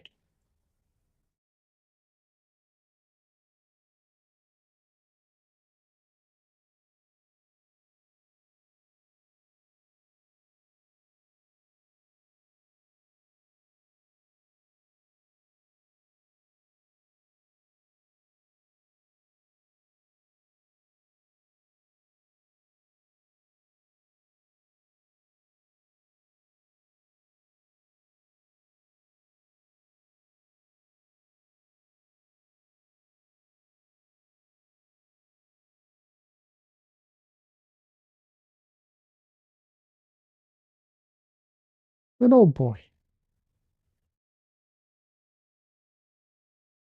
Don't worry, I promise you will get fed.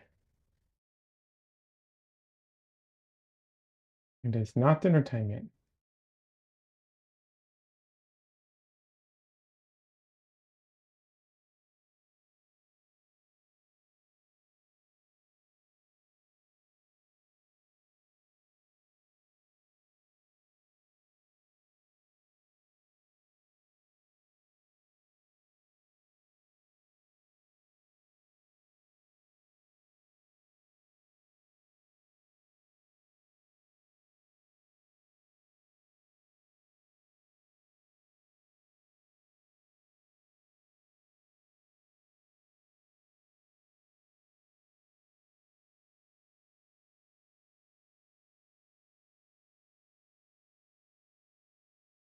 Little boy, I promise you will get fed.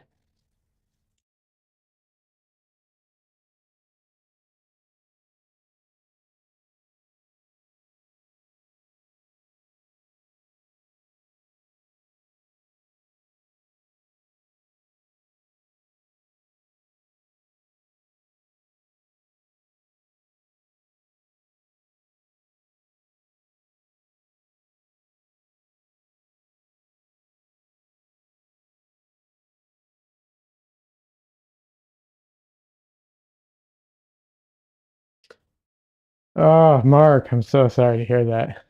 Mark says, I'm back, much poorer for the groceries from the grocery store. Painting is looking great. Oh, thank you. Yeah, this one's challenging, but I find the challenge very fun. I love this is the type of challenge I like in a painting. There are other challenges I don't appreciate in paintings. This one I do. This type I do. Usually the type I don't really appreciate is detail work. Like I just do not have it in me to spend forever on details.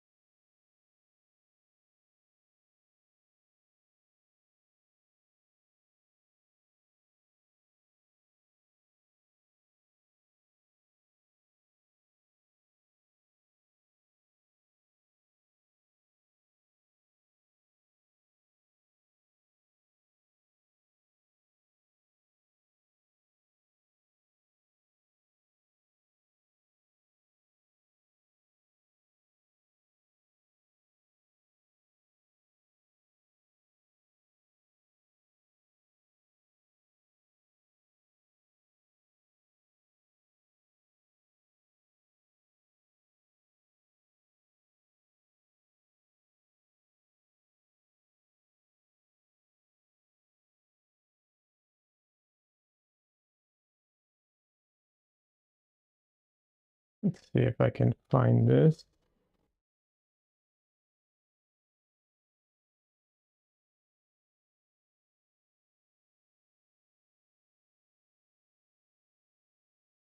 I guess not.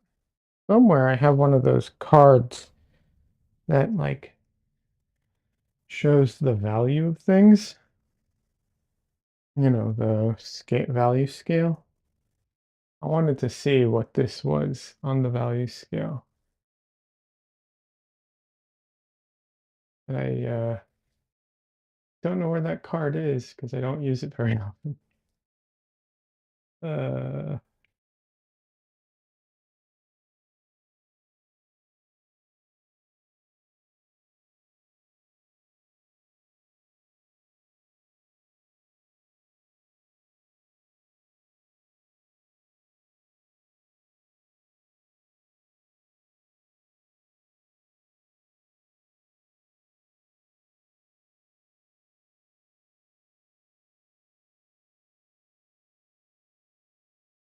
I'm debating if I want to push the values even higher.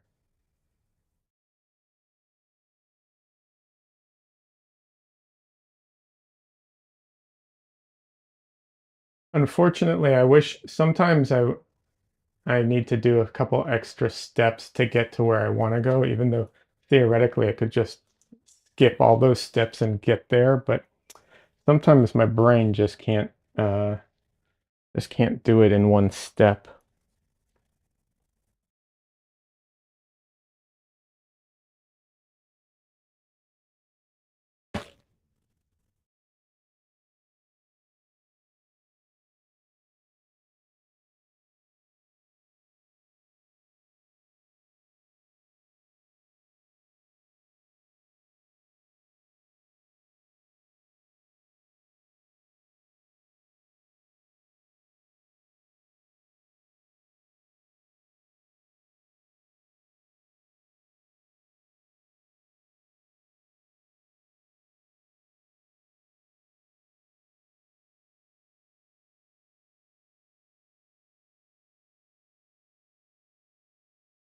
For whatever reason, this part is one of the brightest spots in the painting, and I will probably tone this down at the end because like who gives a crap about that part?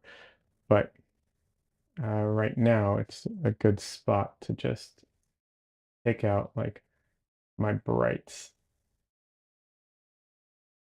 and it gives me a value scale to work off of, just like that.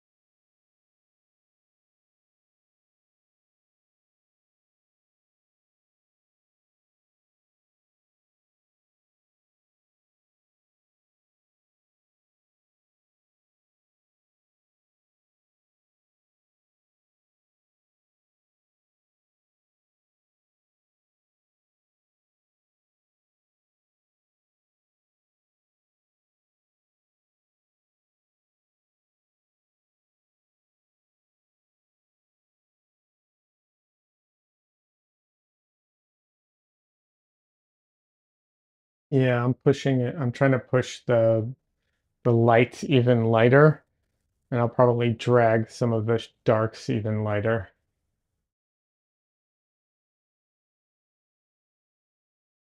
Like I said, I wish I could do it all in one step, but sometimes my brain just will not do that. Sometimes it will.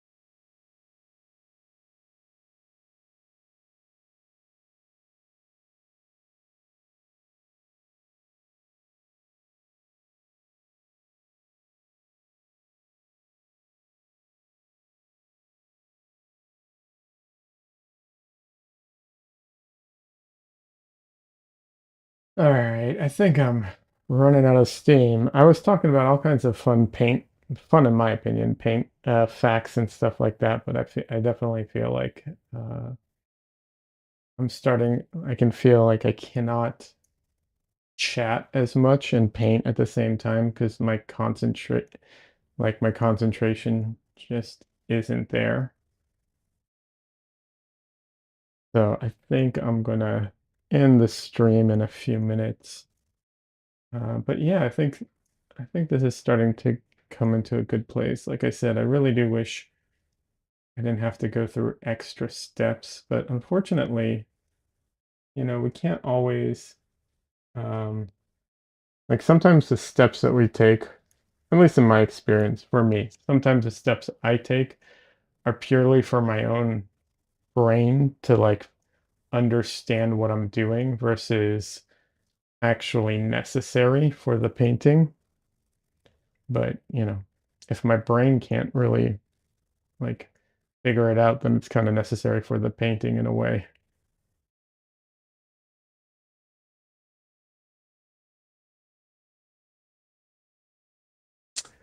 Mark says very enjoyable. Oh, thank you. I'm glad.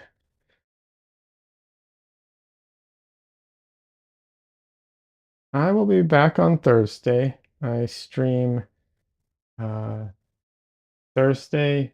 Um Thursday will be an evening stream, but I stream Tuesday, Thursday, and Sunday. So I will be back on Thursday and then on Sunday.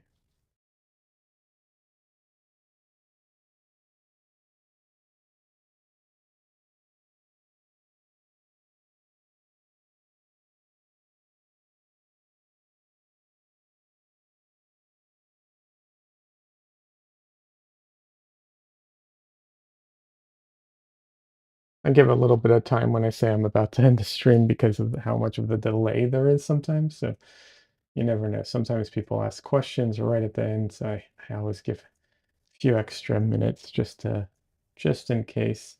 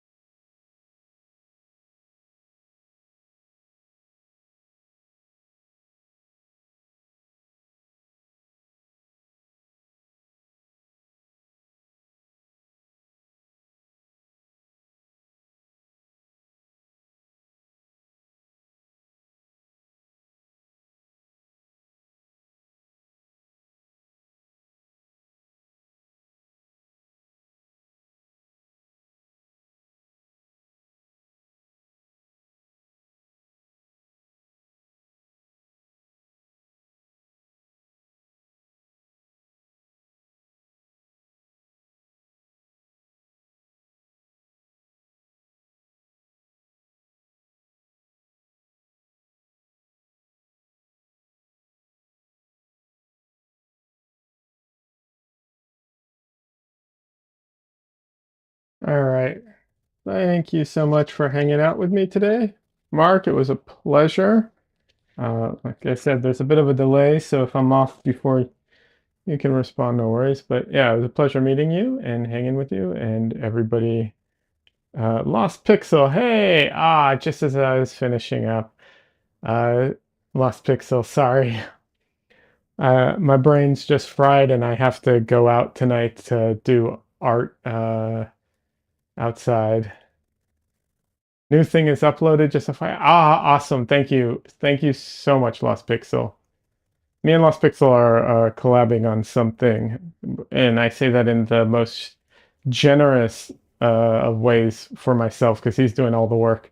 Uh, which I will, once everything's done, we'll talk about it and make a video and everything or do something. But yeah, uh, thank you for your help with that, Lost Pixel. I appreciate it so much. Anyways, all right, I am going to head out. Have a good night, everybody. I will catch you later. Bye.